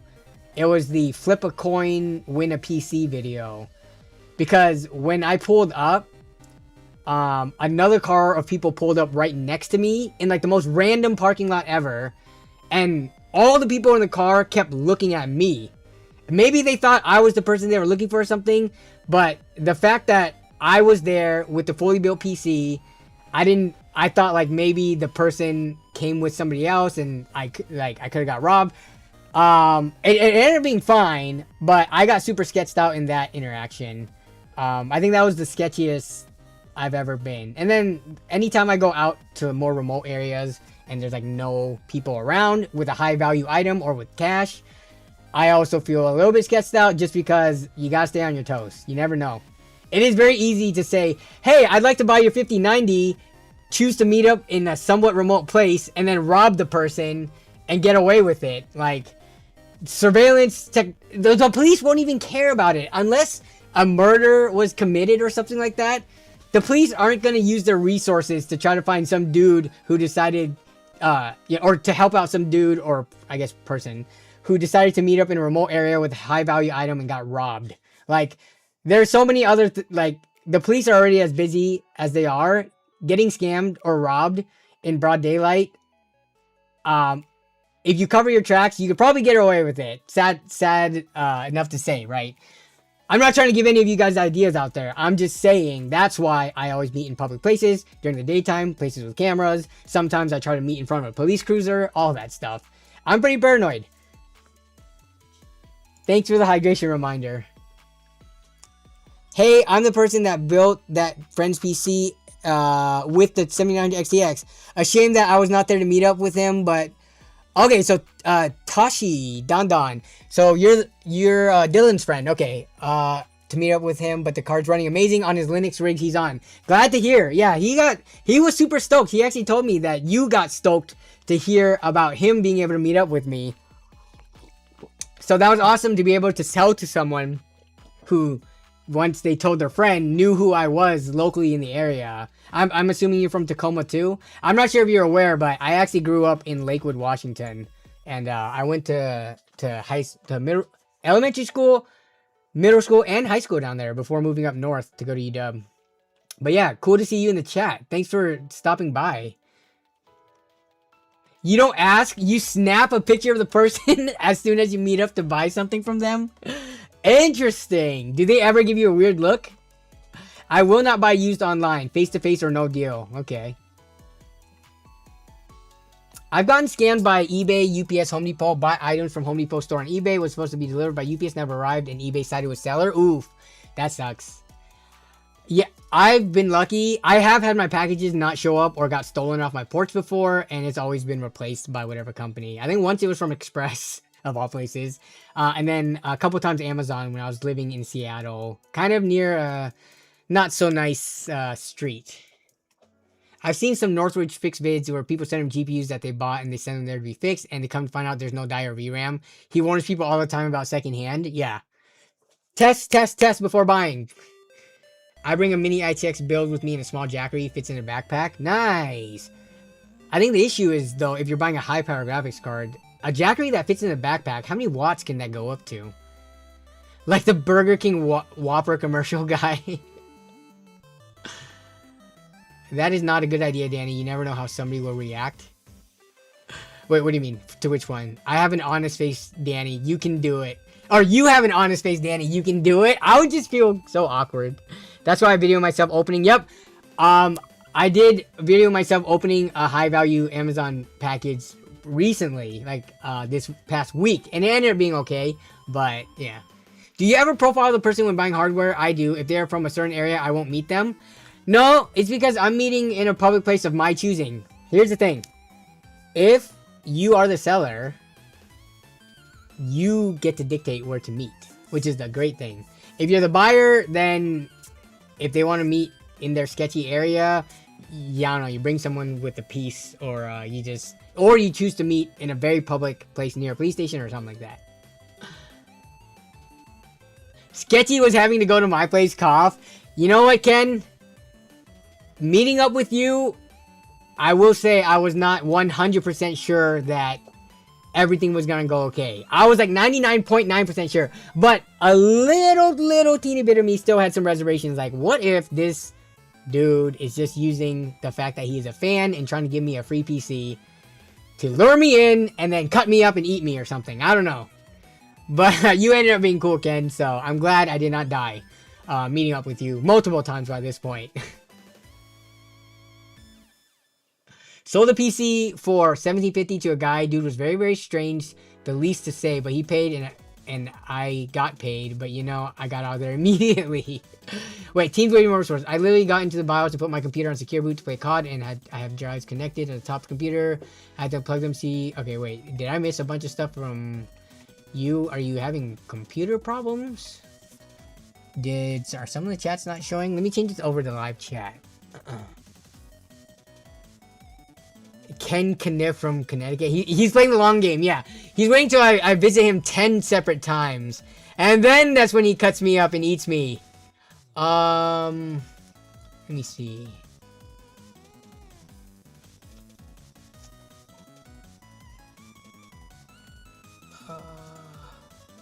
But what issues are you is happening with your thing? Motorsports? The police are useless in NYC. They laugh and tell you to suck it up. I mean, I think that's a lot of areas. Maybe not small towns if you have like a good relationship with the police and community. But like major cities, I feel like they just got way too much stuff going on. And by that, some people might say, you mean sitting in their police cruisers eating donuts? But I know one of my best friend's husbands is a police officer. And he's one of the good ones, but no, the things he's told me, I get it. When I bought a replacement motherboard for a friend off OfferUp, the seller asked to meet me outside a police station and had an online sales meeting area right outside. Yeah, I wish there was something like that in my area. Then I wouldn't have to meet in random pizzeria or Home Depot parking lots. Like, I would love to meet at a police station every single time I did a transaction. But the one nearby me, they do not have that. We don't even... The city of Lynnwood, I don't know what is going on with the police station. It's not even like a full-fledged one that you typically think of. It's like police offices. Here, let me show you what I mean. So, Lynnwood Police Station. It's not what you think. Yeah, the police department. Like, this is the police department. It looks like freaking apartments. And every time I look it up, like, here, let me see. Lynnwood Police Department. This page is not for emergencies. I mean, they obviously have stuff going on, but the actual department itself, it's not like the standard police departments that I'm used to seeing in TV shows and movies and stuff, or even from other cities. See the outside. Like, this is the... Nope, that's the municipal court. The police station is, where is it? Wait, where are we? Oh, it's down this way. So let me click over here. Let me see if I can get to it. The police station... Oh, wait, where is it? This is technically... So, it is part of the municipal court now?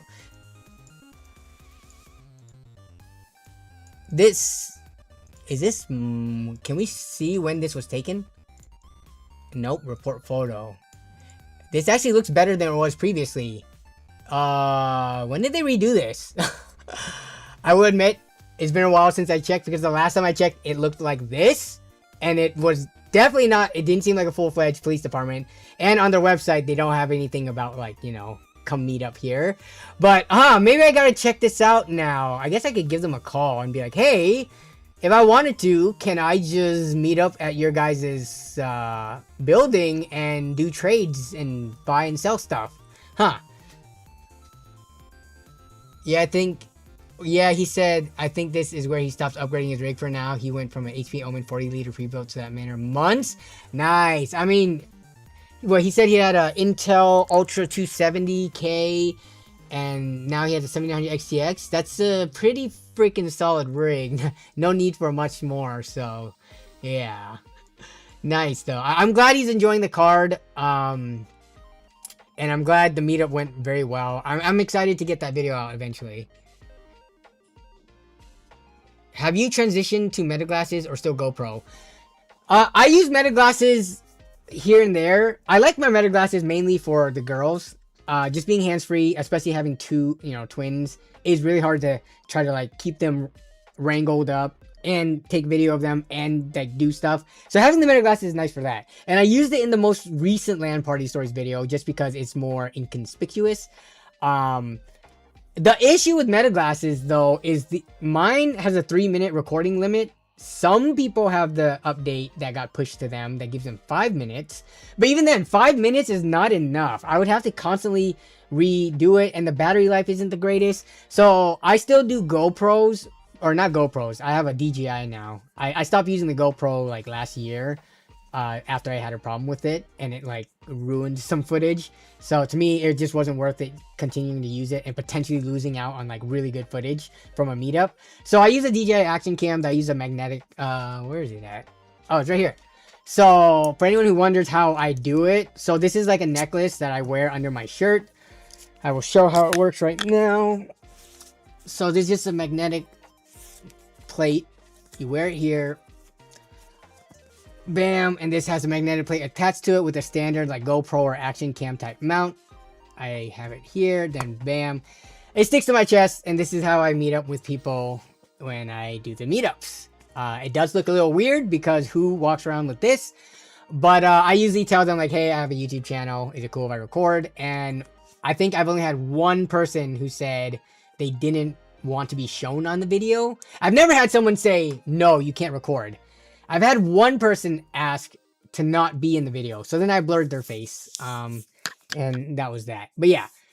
So action cam is just nice because the battery's way bigger. The quality is better. And yeah.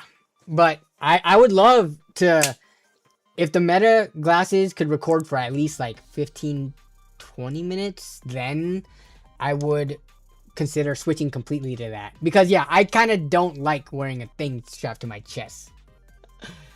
If you were gonna build a mobile test bench, which frame would you choose?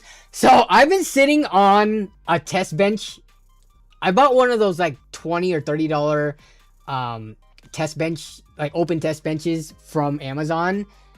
I've been sitting on that for like well over a year. I've been meaning to do a video unboxing it and setting up my new mobile test bench, but I would say an open air test bench with no limitations to graphics card size would be my go-to, because like when I sold the 7900 XTX, I couldn't bring my typical micro ATX tower because it just wouldn't fit. I had to bring my Corsair 2500D case because I already had the parts in it and the graphics card fit in it. So I think just having an open air test bench makes it way easier, because then you don't have size limitations if you were to test, or very large graphics cards. But yeah, and it's cheap, like 20 or 30 bucks. Just look up open, here, we can look it up here. Let's see if I can find the one that I bought.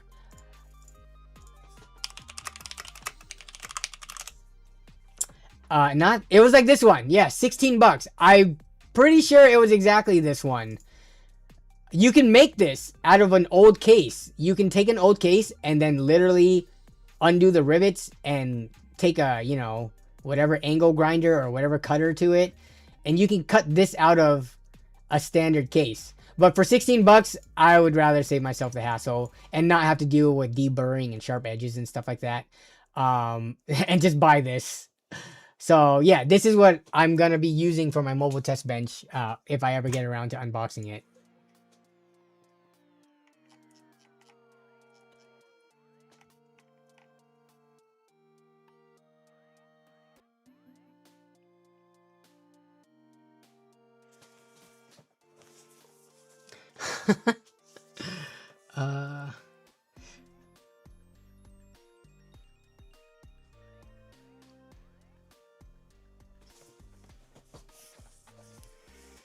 You might take his GRE from him and upgrade from your tough RX 6800.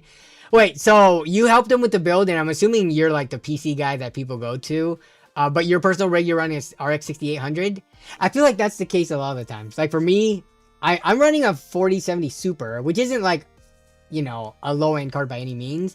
But I think when a lot of people look at me, because I have like a YouTube channel and I do like a bunch of PC builds and all that stuff, people would assume that I'll automatically have much higher end hardware. But I'm straight up using like mid to slightly upper mid-range hardware myself. So not too surprising.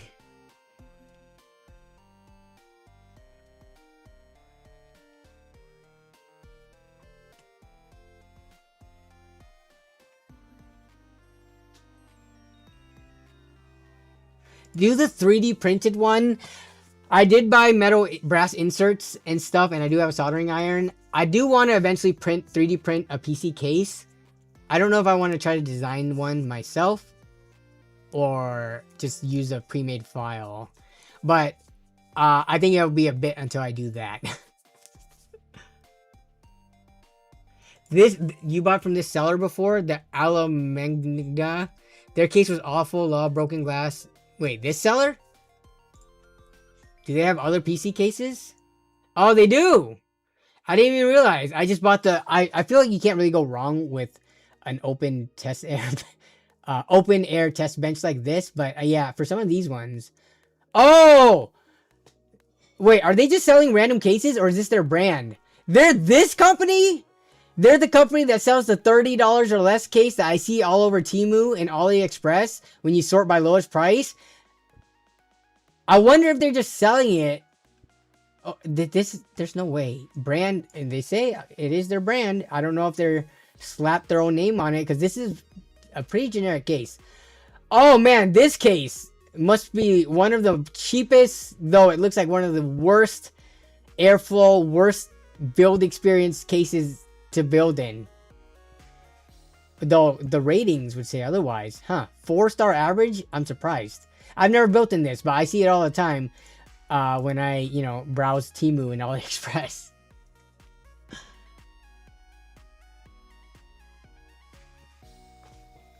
You put one in the stream submissions. Okay, let's see. Stream submissions. It looks like we got a couple of stream submissions.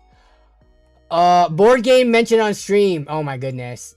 Yeah, this is when we were talking about Catan. Oh my gosh.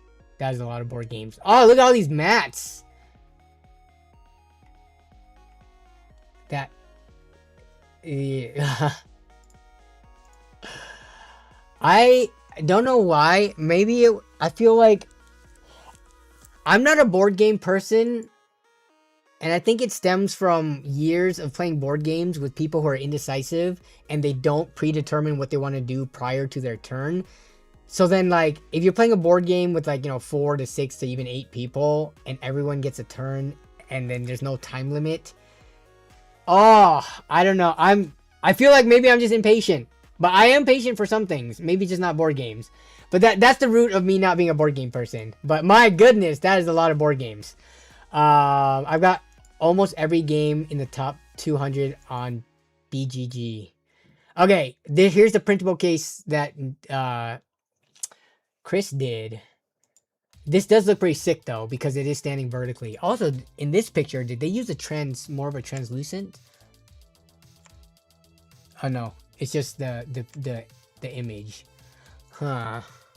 See, I wonder how much filament does this take? Let me see. Filament.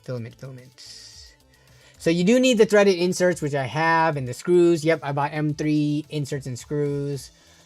Actually, let's take a look. I'm going to download this file right now. Oh, wait, how many pieces? Oh! I know you can print multiple of these at the same time, but let's see, let's say you do all the bars at once. Well, okay. And then you can do the next one with like this piece. How many separate prints did you do, Chris? I'm thinking you had to at least do 3, if not closer to 4 or 5. Actually, no. You could probably do, depending on how big some of these parts are. I'm thinking like 4. I'm just picking middle number 4.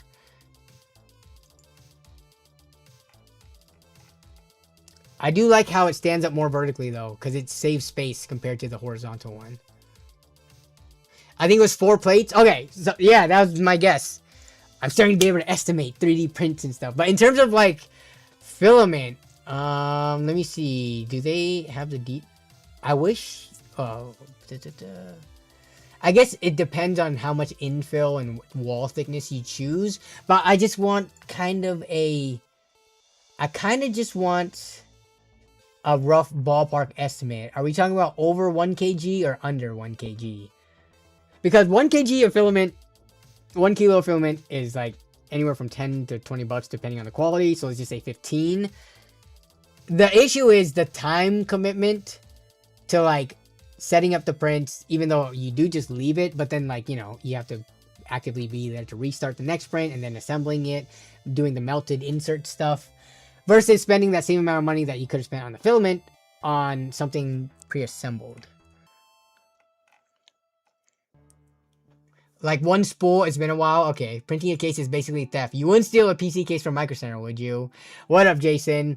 I'm not sure, you probably weren't here earlier, but we talked about the someone getting scammed on a 5090 and then the value of them. But, do you ever wish that you sold other things instead of the 5090, given everything that's gone in the market? Like, do you think you could have scraped together the money from offloading other PC hardware you had instead of straight up selling the 5090 now that it's like worth $5 grand? Especially I don't know if the Founders Edition is worth more. Let's take a look. What does eBay have from non-scam sellers? RTX 5090 Founders Edition.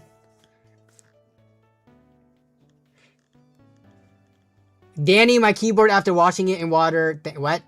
This sentence makes no sense. I was skeptical at first. My keyboard works after washing it in water? Did you just wash it in water? Did you let it fully dry? How did you dry this? I feel like if I washed it in water, not only would I wipe it down, I would let it sit for at least like 24 hours. Unless you have a compressed air blower, then that could displace the water like pretty fast. But yeah.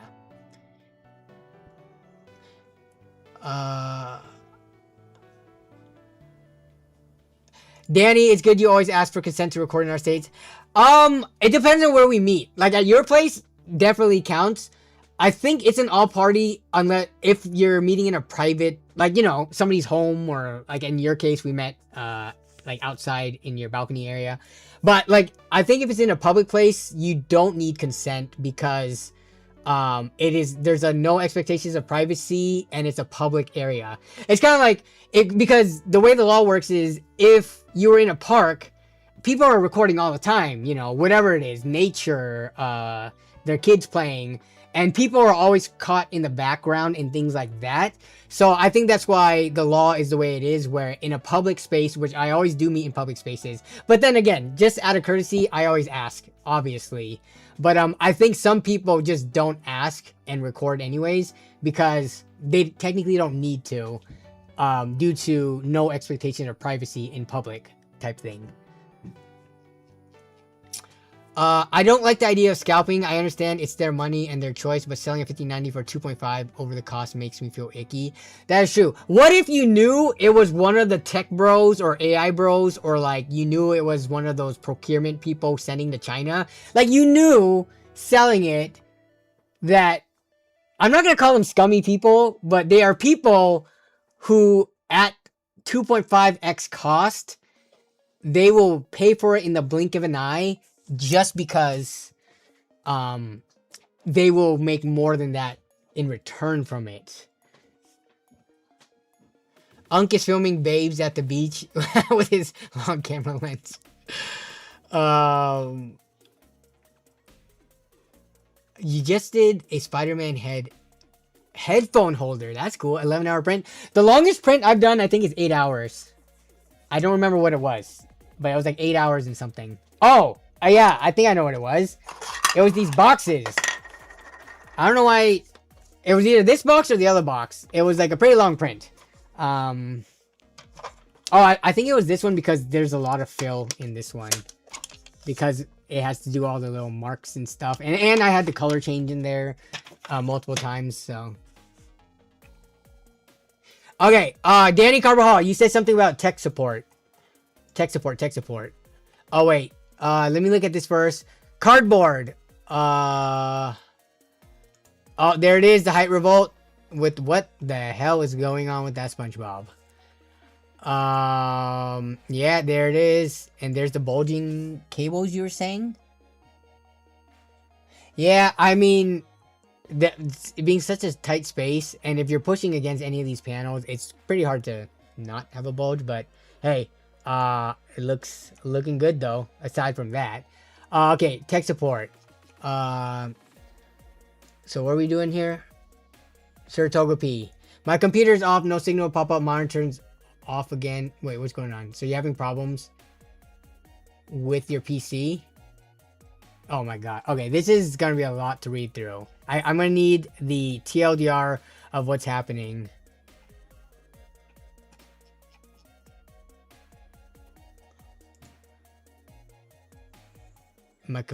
What was happening beforehand? Oh, it is too hard. We should have started a thread on this.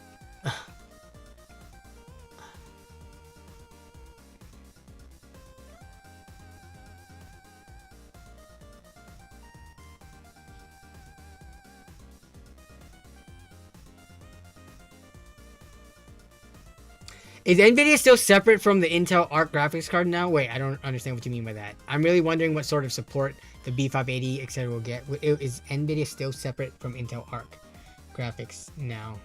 Still separate? Were they not separate?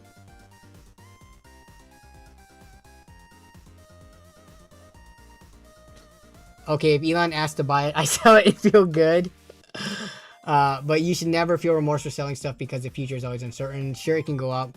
No, I'm not saying you could have got more value out of it. If anything, if you would have kept it, because then you would have had a really beastly graphics card. And it was like in your system would have been a graphics card worth 4,500 to 5,000.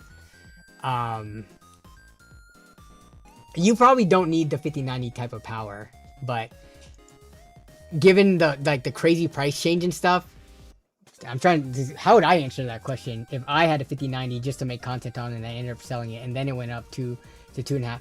Yeah, I probably would always end up selling it because I don't think I would ever feel good sitting on a $2,000+ graphics card in my own system, just because that is a lot of money. I don't, unless I got it for like free as a review or something like that. If I spent money on it, I don't think I would be able to keep it for that long. Yeah. Yeah, that was the original idea when I bought it. I knew I could enjoy it for a long time and still sell it for a profit. Yeah. Hey, what's up, Sammy Stones? I just did a Roby the Robot. Roby the Robot. 10-hour print, longest so far. Wait, Danny Carvajal, what was your, can you sum up your problem? Roby the Robot. 3D print.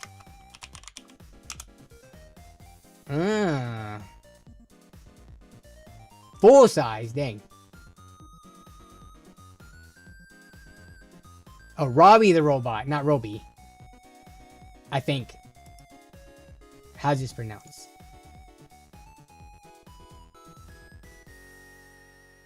The name Robbie spelled with an IE had appeared. Okay. I think I said that right. That's some Unk status media there. I've never seen Forbidden Planet. Grunge Bob is what that was. Okay. And oh, okay, wait. Yeah, I think I remember. Let's see. Let's bring this up again. When I'm pretty sure we covered this on one of the streams. NVIDIA and Intel teaming up.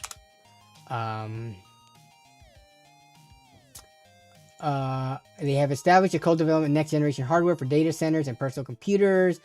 Marries Intel's x86 processors with NVIDIA. Yeah, but is that just the personal computing system on chips that bundles x86 CPUs with RTX GPU chiplets? Oh, sorry, I didn't bring up the Google, I guess the Gemini search result.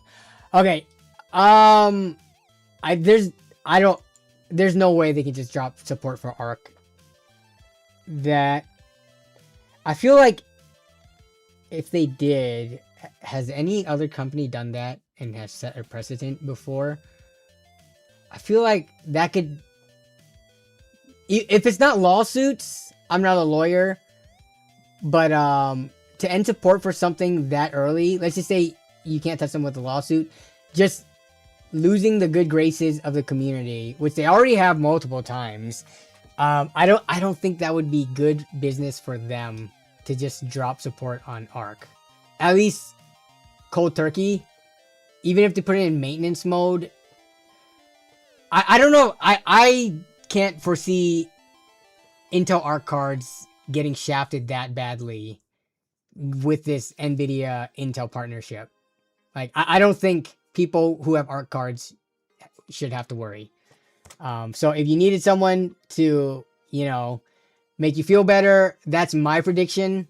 But I'm not always right on everything. But I feel like I'm right on a decent amount of things.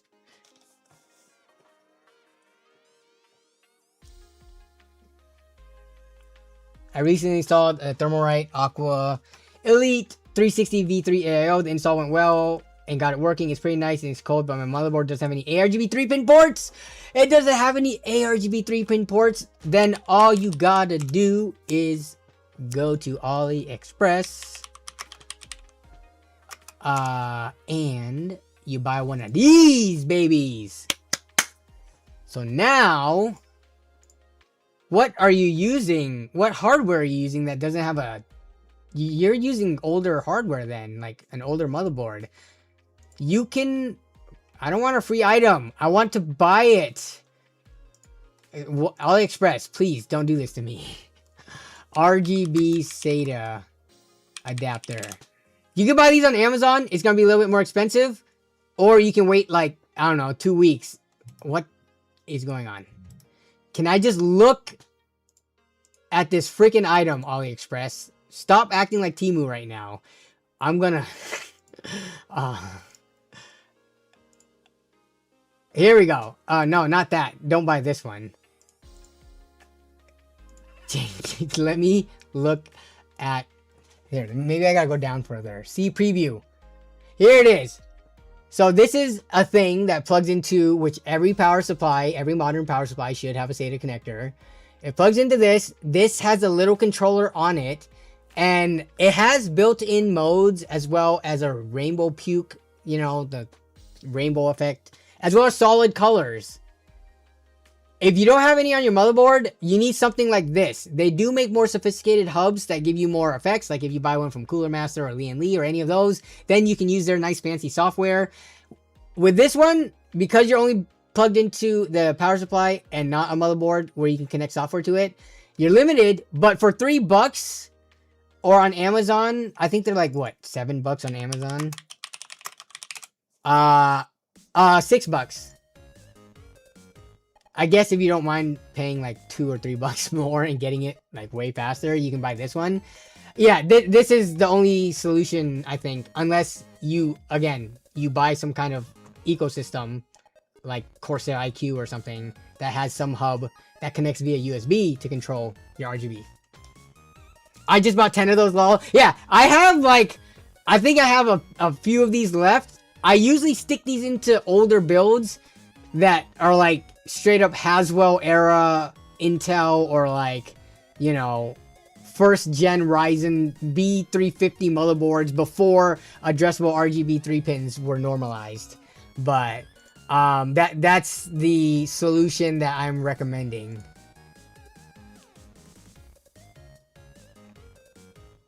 I gave the summary. Where did you... Okay, you gave the summary. Okay. Summary. The PC is shut off because the screen will keep turning on with a no signal. Pick included. The monitor continues to cycle and doesn't stop. When I unplug the computer, the problem goes away. This is a pick of turn... Wait, so what is the problematic part? Only happens when the PC is plugged in. If I unplug it, it doesn't happen. What? So I'm trying to see, like, is this a monitor or PC problem? Have you... So what is the problem?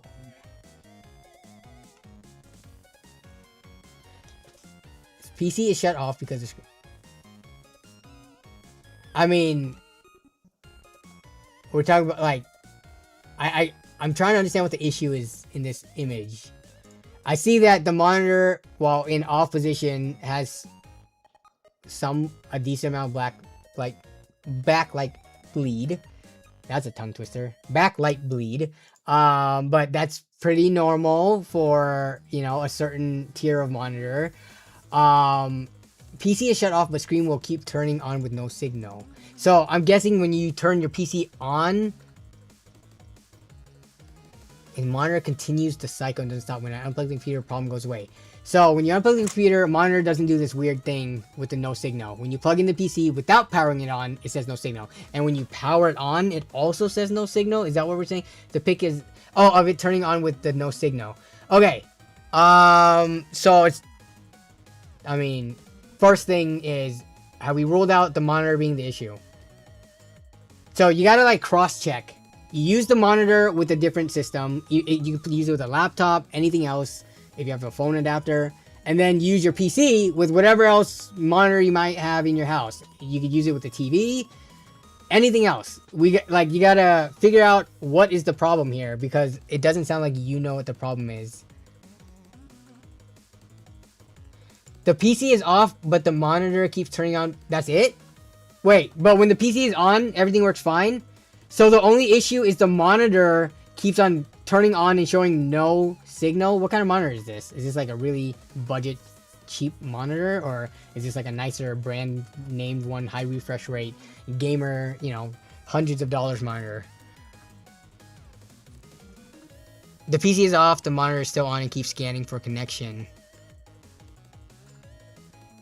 I mean, I would imagine that is a monitor thing. But again, you know how many monitors out there exist? I can't, let me try to think.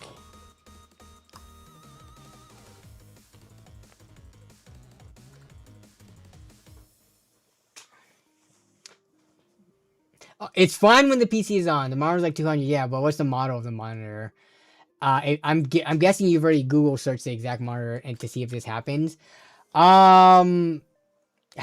Just for funsies, have you tried a different, like a different type of cable? So I'm assuming you're either plugged into HDMI or DisplayPort. Have you tried the opposite to see if that happens? And have you tried an opposite port? So your graphics card probably only has one HDMI, but it might have like 2 DisplayPorts. If this is DisplayPort, have you tried plugging into a different one? I mean, this is like a really random problem. I don't know if you've gone through the whole menu of your monitor, using the little control joystick or the buttons to see if there's anything about like power down modes or sleep modes or anything like that. But if this is the only problem, I can't give you any help with it without it being in front of me physically to like mess around with it. But yeah, just try a different port. Use different types of connection. Even though you prefer DisplayPort, if that's what you normally do, just try HDMI. See if that happens there too. Like, you gotta try kind of pretty much everything with a problem like this. I got rid of the monitor. I had the same problem with the G5 Samsung Odyssey. It's just a known problem. That's why it was on sale often. I got rid of the monitor. Disconnect the cable from the monitor and it'll stop scanning. Yeah, but you don't want to have to do that every time you shut down your PC. Like, to have to connect and disconnect it every single time. I think what they want is to be able to leave their monitor plugged in. When they shut down, the monitor also shuts down. Or at least when they press the power button, it shuts down. Like, I'm assuming you also press the power button to shut it down completely when you shut your PC down, and then when you turn it back on, you press the power button on the monitor.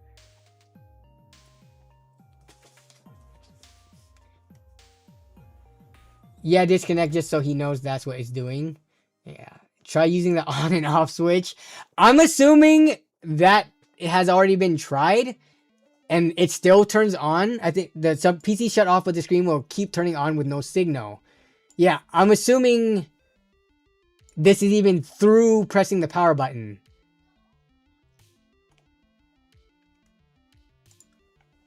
So even if you push the power button in the back of the monitor off, it still turns on black and scans for connections because I just turned the monitor off when not in use. Oh, you guys are thinking that they aren't pressing the power button. I'm trying to think now, does my monitor sit in some kind of infinite scanning mode? Because I do not power my monitors off every time I shut down. But I also don't sit around to look at it. My PC is not in my room, so this is kind of different. If this is in your room and this bright ass backlight is like, you know, blinding you when you're trying to sleep, like I turn my thing off and I walk away from the computer. So next time I shut down, I also rarely shut down. I only restart and my computer is pretty much on 24/7. So I'm actually not sure what some of my monitors do when left in on mode, but the PC is shut off.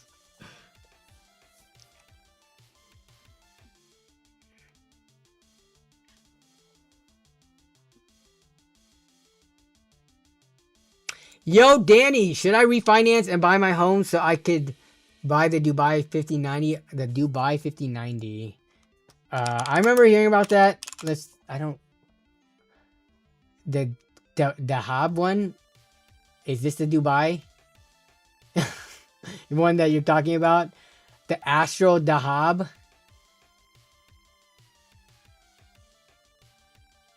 The rapid evolution of the Middle East. How much is this thing? Where can I buy this? $700 almost. Gosh, dang. Do they use real gold in this?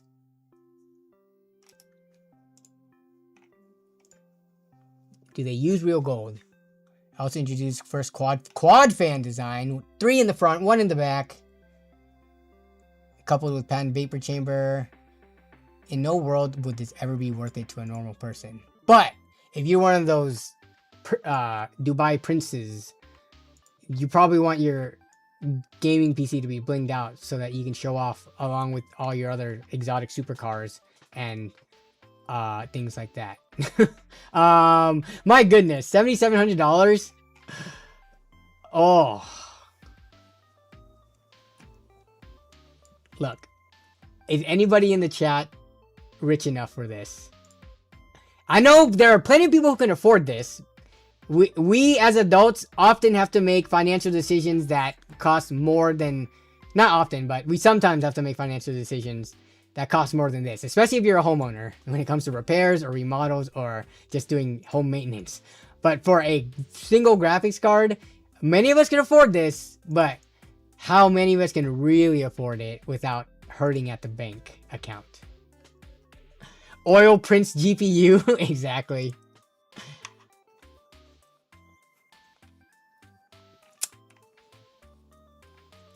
Danny Carvajal, can you confirm, are you pressing the power button when you shut your PC down on your monitor? Or are you leaving it expecting it to auto shut down based on no signal being detected? I think some monitors will just stay in standby mode, constantly scanning because it is still left on for a signal.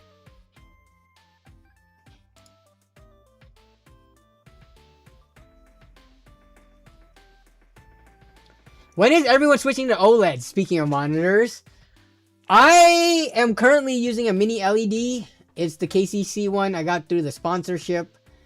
It's pretty nice. Every time I look up at my IPS now, I'm like, oh yeah, okay. It's one of those things where once you open up that Pandora's box, you can't ever close it and go back, right? So I, for the longest time, was using IPS and TN. Because that's just what, my wife got me for Christmas like 5 or 6 years ago. But that ultra wide that I normally use died, and so now I'm using a non-ultra wide for my main temporarily, just whatever monitor I had on hand, and it just happened to be the mini LED one, fit perfectly in its place. And the mini LED is nice. I do like it. It is pretty pricey, not expensive as OLED, but it's a lot more expensive than just like standard like IPS, BA or TN and all those types of panels.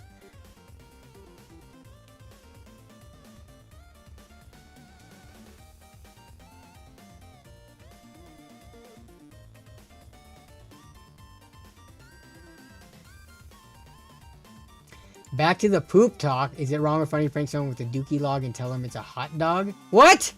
I don't even know what this question means. With a dookie log and tell them it's a hot dog. Are you putting it in a bun and then giving it to someone? Because that is disgusting. Ant-Man, what is wrong with you? $8,999 after taxes? Yeah, 10% tax would kill it here. For my $10,000 home battle station, according to Jensen.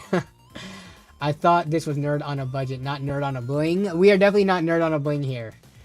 I am not rich enough to ever buy something like this.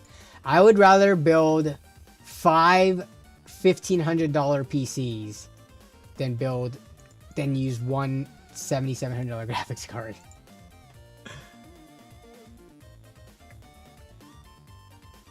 That's just not in the retirement budget. I just pressed the shutdown on computer.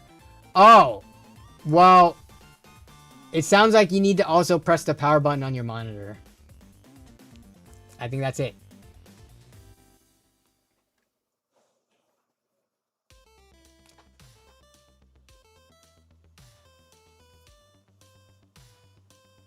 Yes, I remember. They also built the Real Gold 5090, and that one, like, they put it in a glass case at various micro centers. Wasn't it signed by Jensen or something like that?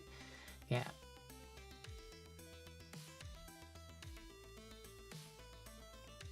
Using also the KTC Mini LED. Yeah. Mini LED is more expensive than OLED at this point. Is it?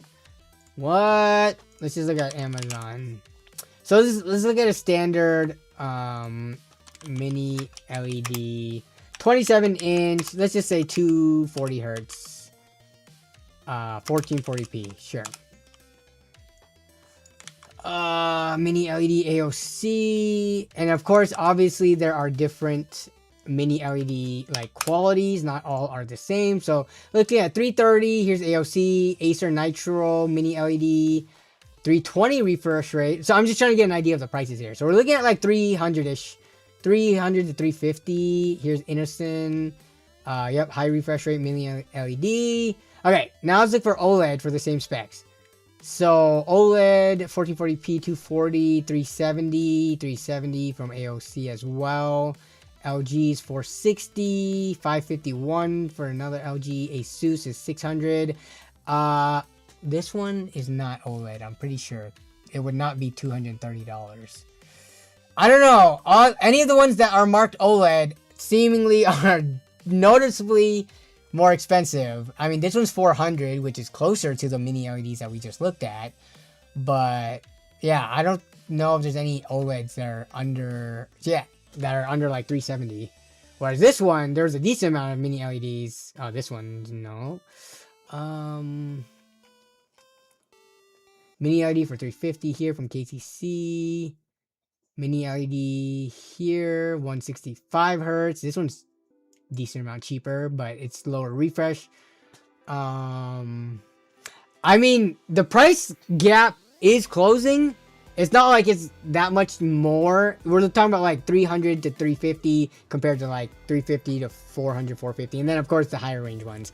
It's looking like mini LED is still a bit cheaper, but depending on if you've seen both of them side by side and you know you want for sure OLED, I feel like a lot of people who haven't experienced either would be decently happy with mini LEDs.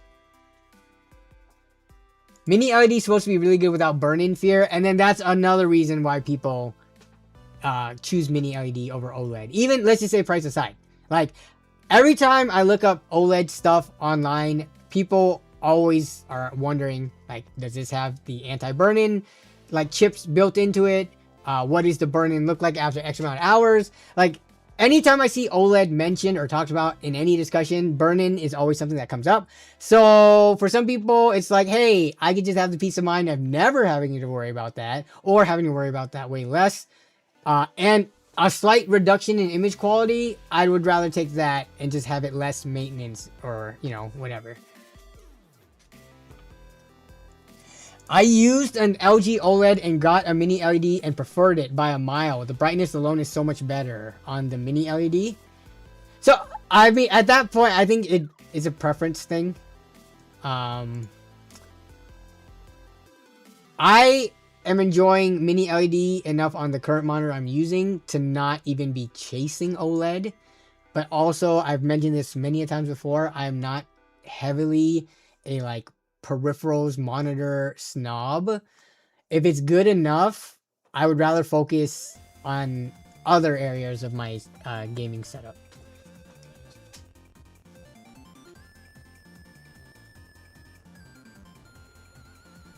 Danny looks good in either 4K mini LED or WOLED. Thank you, Ken. I appreciate it.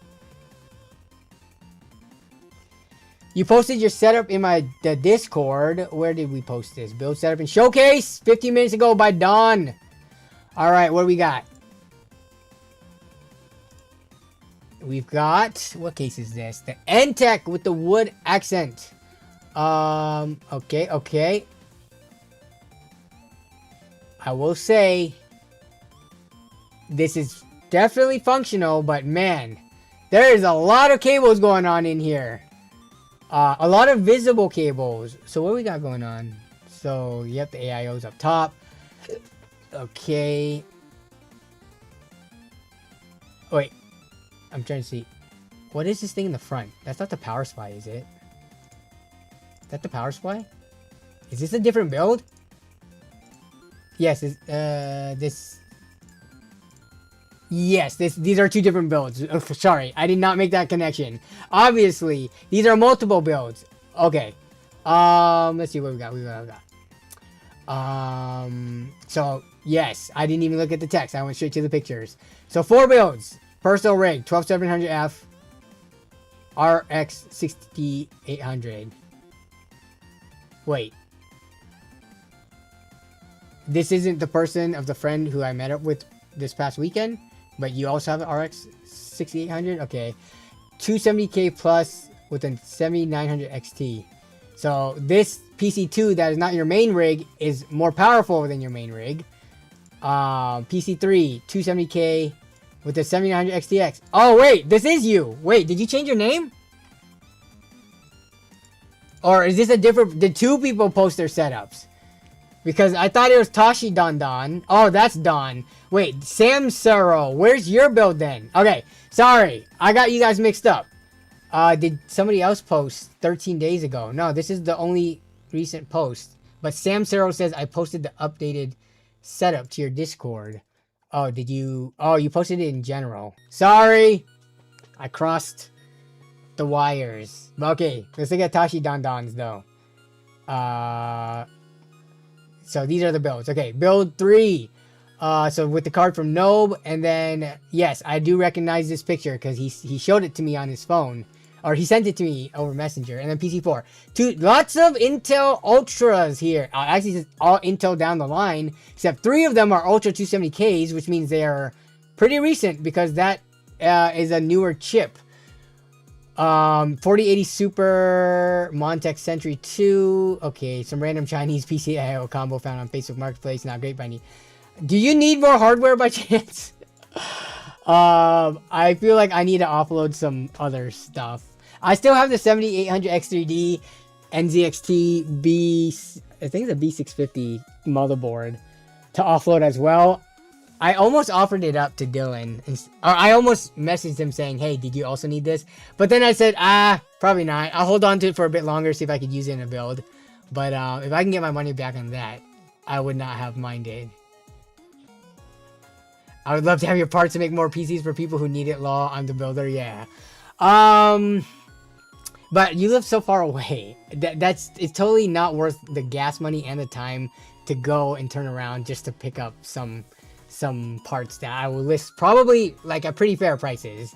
I can't give a discount on this because I need to make my money back on it. It would be a good deal, but not like an amazing deal. Like a 7800 X3D plus a B650 motherboard for like 350 bucks. I think that's a pretty good deal. That is below what people are selling either of those components for on like Facebook and stuff like that. But it's not like an amazing deal. So okay, and then this one is Samsaro. Here's your build with Keanu. Who's this person? Is this the solo leveling guy? And then Goku? And Iron Man? Wait, this person. Who is this middle person? I'm not gonna look at chat. I'm gonna be like, oh my god. I can't believe I didn't get that. I also don't even know if this is the solo leveling guy. I'm just assuming it is. I've only seen 1 season of that. And I don't remember what he looks like now. That's William Dafoe? I mean, I can kind of see it, but the outfit that he's wearing, I just thought this might have been some old geezer, wisdom-filled, knowledgeable guy from some anime. I was not going to guess that as William Dafoe, and I don't know if it actually is William Dafoe. We can't see the details of the image. But, okay, so this is your setup. The wheel is on the side. That's a real window. For some reason, that kind of looks like, almost like it could be a painting or something. But you have a lot of nature outside. I see hills and mountains and trees. That looks like a great view.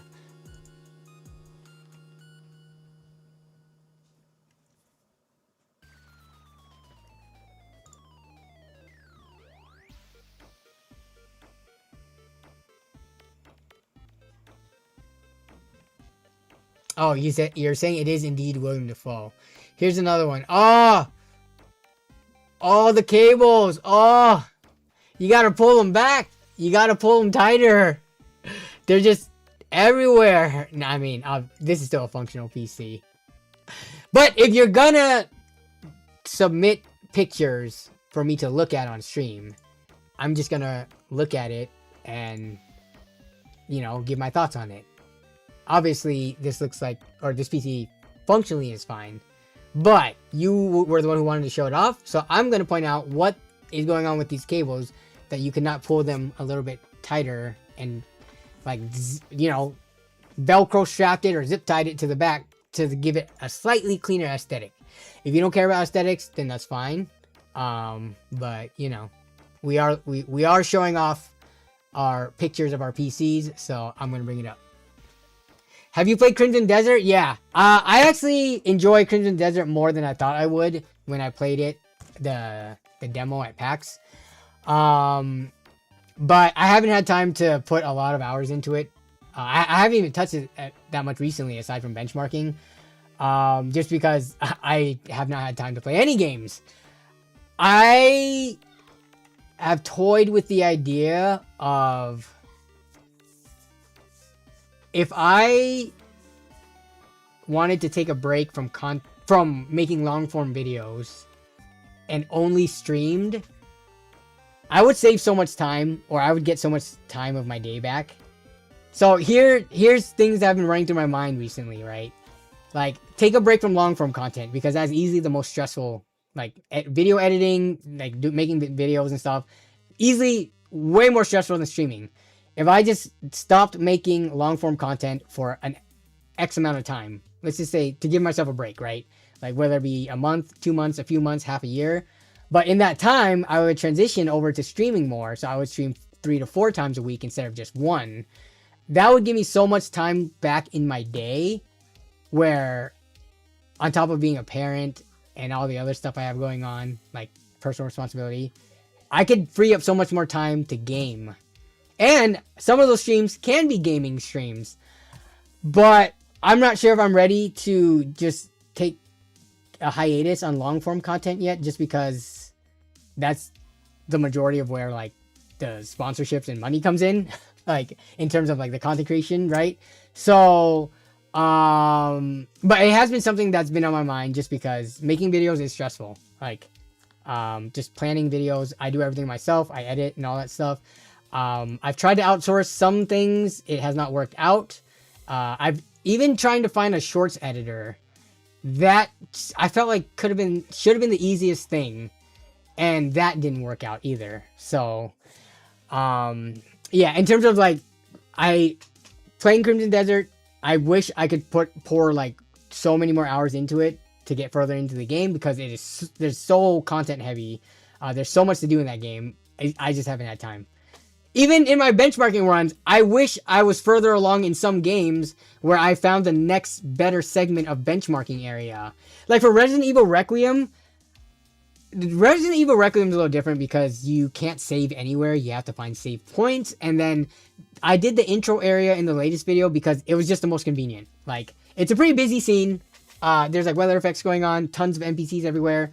But it's a busy scene, and I could quickly load into it and just do like multiple runs. When I switch graphics card, I could do multiple runs. But in some of the games, I wish I was further along so I could benchmark a different segment of the game. But I just haven't had time, unfortunately. Being a parent to multiple kids kind of does that to you. Making long form content takes me like 5 to 6 hours to record, and then off the top of editing, that I can only do it on my off days. Yeah, no, making long form content is difficult work. To like, it depends on what content you're doing too. Like, I make content where I actually have to do stuff. I don't just like make content where I'm reading, you know, news and not to like talk down about any of the channels that does that, except for the one channel that does it. And they clickbait everything and they use AI generated thumbnails and all their stuff is nothing burgers. You guys probably know what channel I'm talking about, but like, to make content where you're doing things as opposed to just sitting in front of a camera and talking about like tech news and stuff, it takes a lot of time. It's tough to actually do stuff. Yeah, that's why doing the stream is kind of easy. I just turn on the camera and I talk and we look through Reddit posts and news articles and all that stuff. And, you know, I guess if I wanted to, I could chop these streams down into more digestible long form videos. But yeah, doing builds where you're actually testing hardware, like I'm actually procuring hardware, cleaning stuff up, that takes time. And unfortunately, the return isn't always that good. Like, the amount of work I put into some of my videos, the views I get versus people who just read off of, you know, Tom's Hardware news articles and videocards.com, like, and they get like way more views. I'm like, sometimes I'm like, yeah, maybe I should stop long form videos because it just isn't working for me anymore. And I enjoy streaming enough and it's not that time consuming. Why not go that route? So shorts are a bit easier though. They are easier. Well, my shorts aren't because I can only do it so much, right? Like my shorts, most of them rely on going to events and actually talking to people, which I can't just do willy-nilly anywhere. If I did shorts where I just sat here and talked and read off of articles, I could probably pump more of those out. But for my shorts, I do all the interview type stuff. I can't just pump out infinite of those. Lol, it wasn't William Dafoe. My bad for the bad image quality. It was Harry Potter and Alan Watts was in the middle. Oh, okay. Micro RGB was called Micro LED, but they knew people would confuse it with Mini LED, so they changed the name. It's a completely new thing. Wait, what are we talking about now? Micro RGB. Micro RGB can never beat OLED, specifically on gaming. I've actually micro RGB. Oh, wrong window. Two very different specific things. Microscopic RGB lighting components for electronics or the new wave of cutting edge TV displays. Micro RGB. This is how like, oh sorry. This is how Samsung launches first micro RGB TV. Micro RGB, okay. It's micro RGB neither and neither is better. Okay, yeah. Over my head.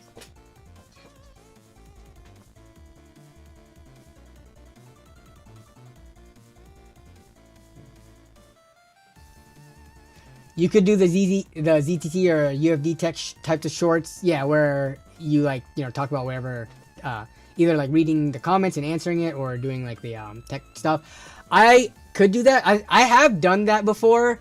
I just feel like with shorts, I feel like shorts is such a like random mess that I don't know if I want to focus more energy into it more than I am already now. I feel like the shorts content that I make is pretty entertaining. It gives people in the community a space to like talk about their own PCs and stuff like that. And being interview style, you always have random answers from the most random people, all of that. And I would think that they would perform better than they do compared to, and especially given the effort that goes into them, because it's not easy to like do man on the street interviews, just because gamers don't always want to talk to you and stuff like that. And I can only do it so much whenever I go to events. But like the amount of time I put into the shorts, I feel like the only way to get the return is if you are literally pumping out shorts every single day or multiple every day, and you like force your way into the algorithm.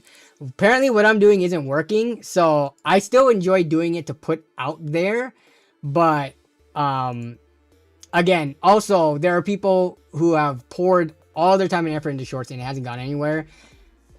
I don't know if I want to start that over when I have the long form thing kind of established now, even though it's like been on the kind of like on the drooping end lately.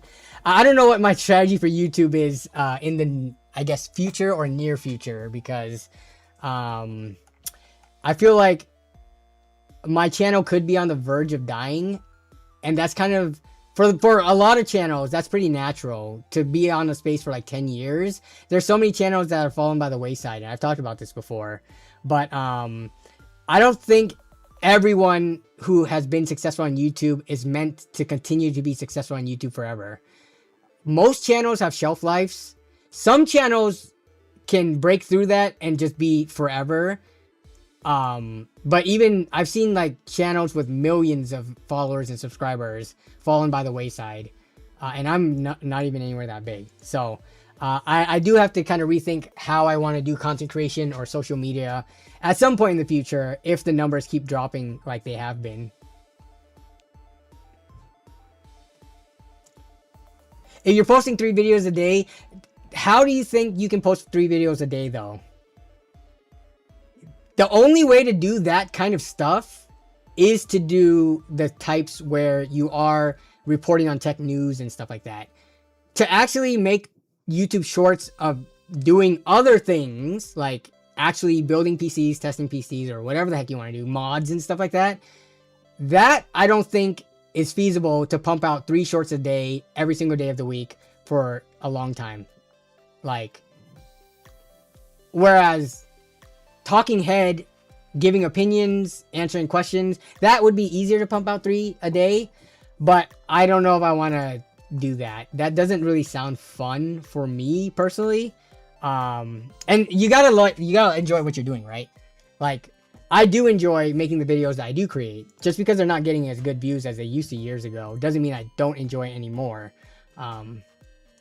Just start a, yeah, all I need to do is start a LAN center, have a camera recording all customer interactions, and posting it online. Have you guys seen those YouTube shorts of like the retro game shop owners and stuff?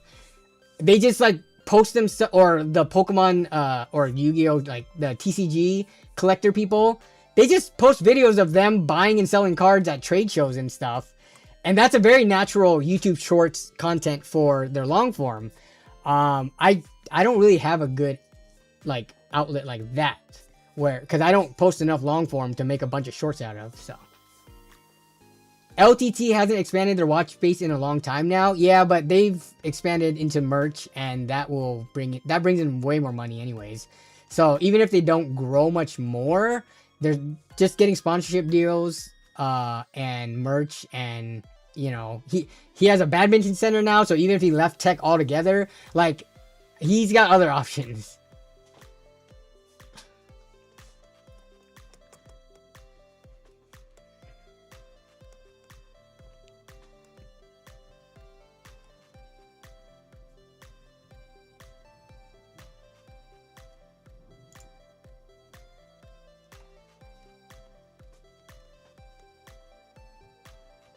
No one wants to watch tech hardware channels when everything is so expensive. I mean, they're still watching a handful of channels, but yeah, I think the smaller and medium-sized channels kind of fall by the wayside.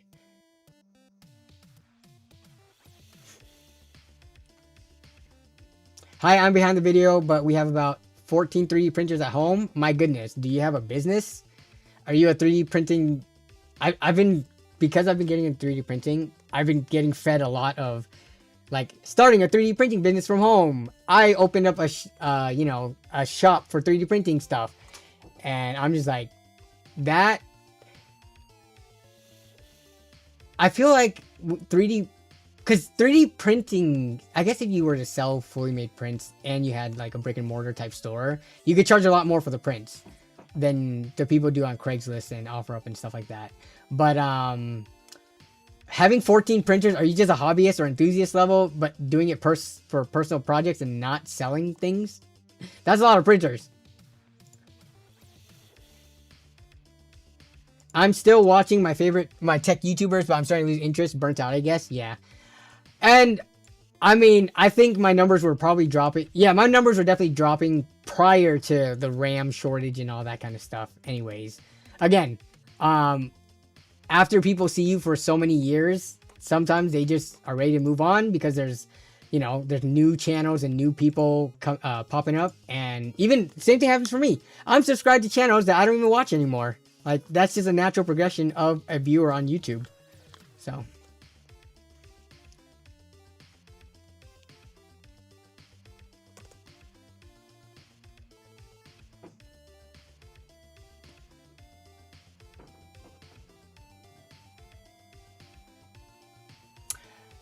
A lot of those shorts are from their Twitch streams.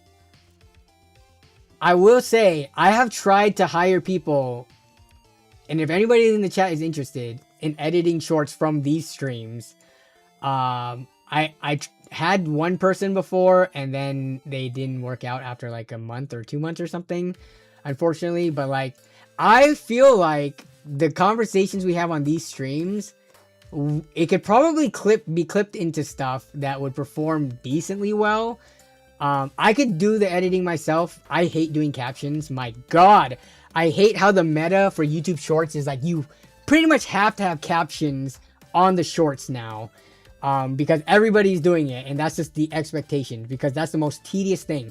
AI does not do a good job. You always still have to go in and fix it yourself, and doing it with Adobe Premiere Pro sucks balls too. But like, if I could just hire someone who enjoys doing that and can do it super fast, and to be able to clip these streams, that would be able to help pump up my shorts numbers to hopefully maybe push into the algorithm. But I tried it before, it didn't work out. That's always, and to also repurpose my long form. Like, people who are able to take long form videos, cut it down into like a 1 minute to 1.5 minute YouTube short based on the finished video.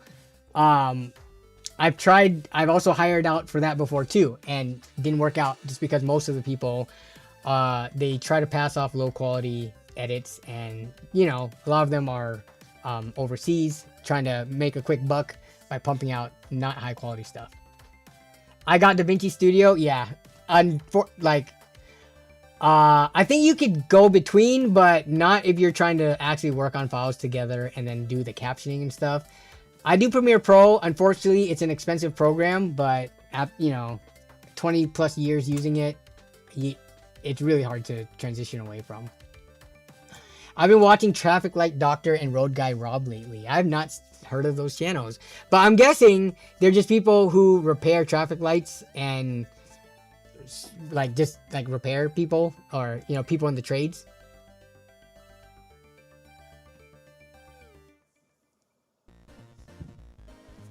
You're now watching a lot of 3D printing? Yeah.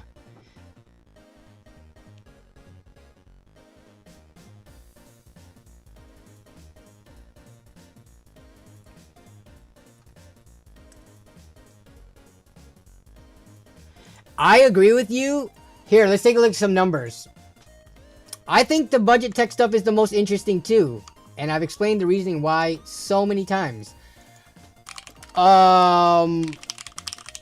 But yeah, the budget stuff is interesting because is anyone questioning whether or not high-end or modern components can run things well? I don't think so. You can only watch so many videos of modern Ryzen AM5 processors and modern Intel chips. You don't need to watch that many videos to know that a Intel or AMD processor from the last 3 or 4 years can pretty much run everything just fine. You watch a couple of videos, boom, you're good to go, right? But for me, it's interesting to see if a 10-year-old PC, 7-year-old PC can still run the modern titles coming out. But yeah, so here's one where using modern components, making what I thought to be a pretty, here's the mouse cursor, to make a pretty good looking build with multiple build like parts lists and pricing references for people to follow with full benchmarks. I got 12K views on it. You know how much time and effort it takes to like do this one I didn't have to deal hunt, but I did still have to build the PC, run into a problem, fix it, benchmark it, and make the whole video. And now let's go take a look at a video that you don't have to actually do anything. All you have to do is talk about leaks and make all these AI generated thumbnails, and you just read articles that are regurgitated, written by like videocards.com and Tom's Hardware and all those other tech news outlets. And you can pump these out like any day of the week. Look how many more views just talking about stuff that doesn't even exist and is just rumors gets versus videos where you actually look at this freaking video where I cleaned up the entire system and did the same thing, tested it and all that stuff for 12K views. Like at what point do I say I think it's time to maybe move on, right?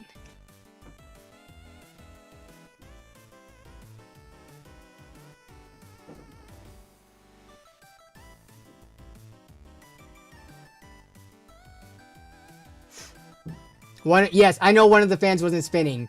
What was the reason for it? I think a cable got, I called it out in the video. I think either a cable got caught in it or it wasn't plugged in, I forget. But I put a little thing in the video pointing out that the fan was not spinning. And I didn't notice it while recording.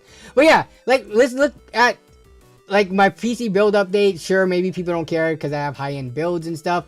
You know how much freaking work it took to clean up Ken's old PC?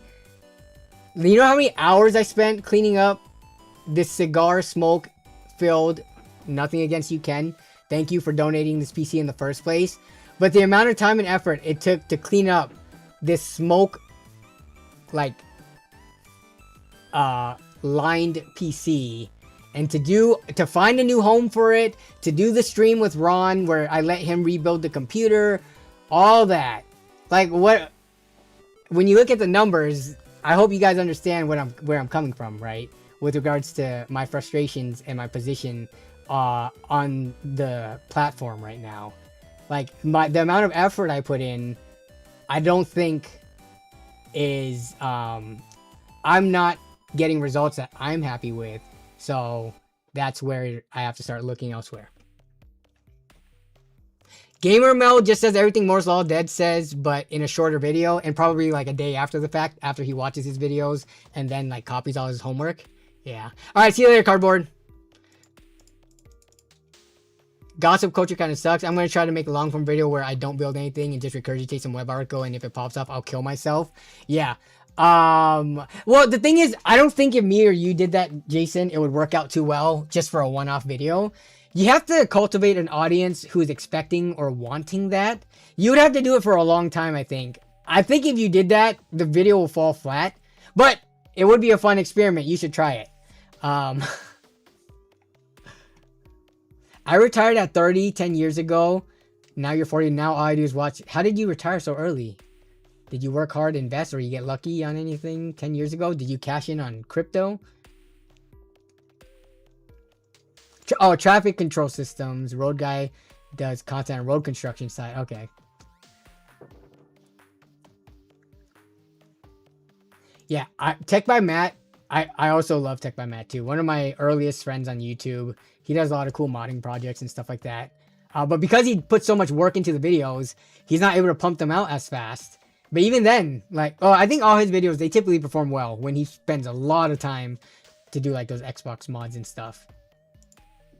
I miss Timmy Joe videos. I mean, that's one of the channels that I think realized like, hey, if this isn't able to bring in enough money, I got to move on and do something else. Law, I'm imagining clickbait in that even NVIDIA GPUs don't have this to either be VRAM or a decent price. Keep going. A lot of people in this economy need people like you to show them PC budget. Yeah, but I mean, there's other budget channels that exist out there. Tech Yes City, Toasty Bros covers a decent amount of budget stuff. Tech by Matt, Oz Talks Hardware. Like, I think, unfortunately, whenever I call it quits, I think eventually people will move on and continue to watch the next person who does this, you know, similar budget stuff.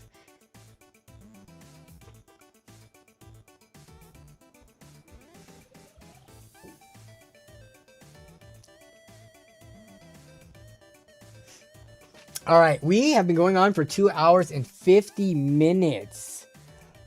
Let's see. No long form video this weekend. I do have some short form stuff, some sponsored short form stuff as well. In terms of any upcoming games,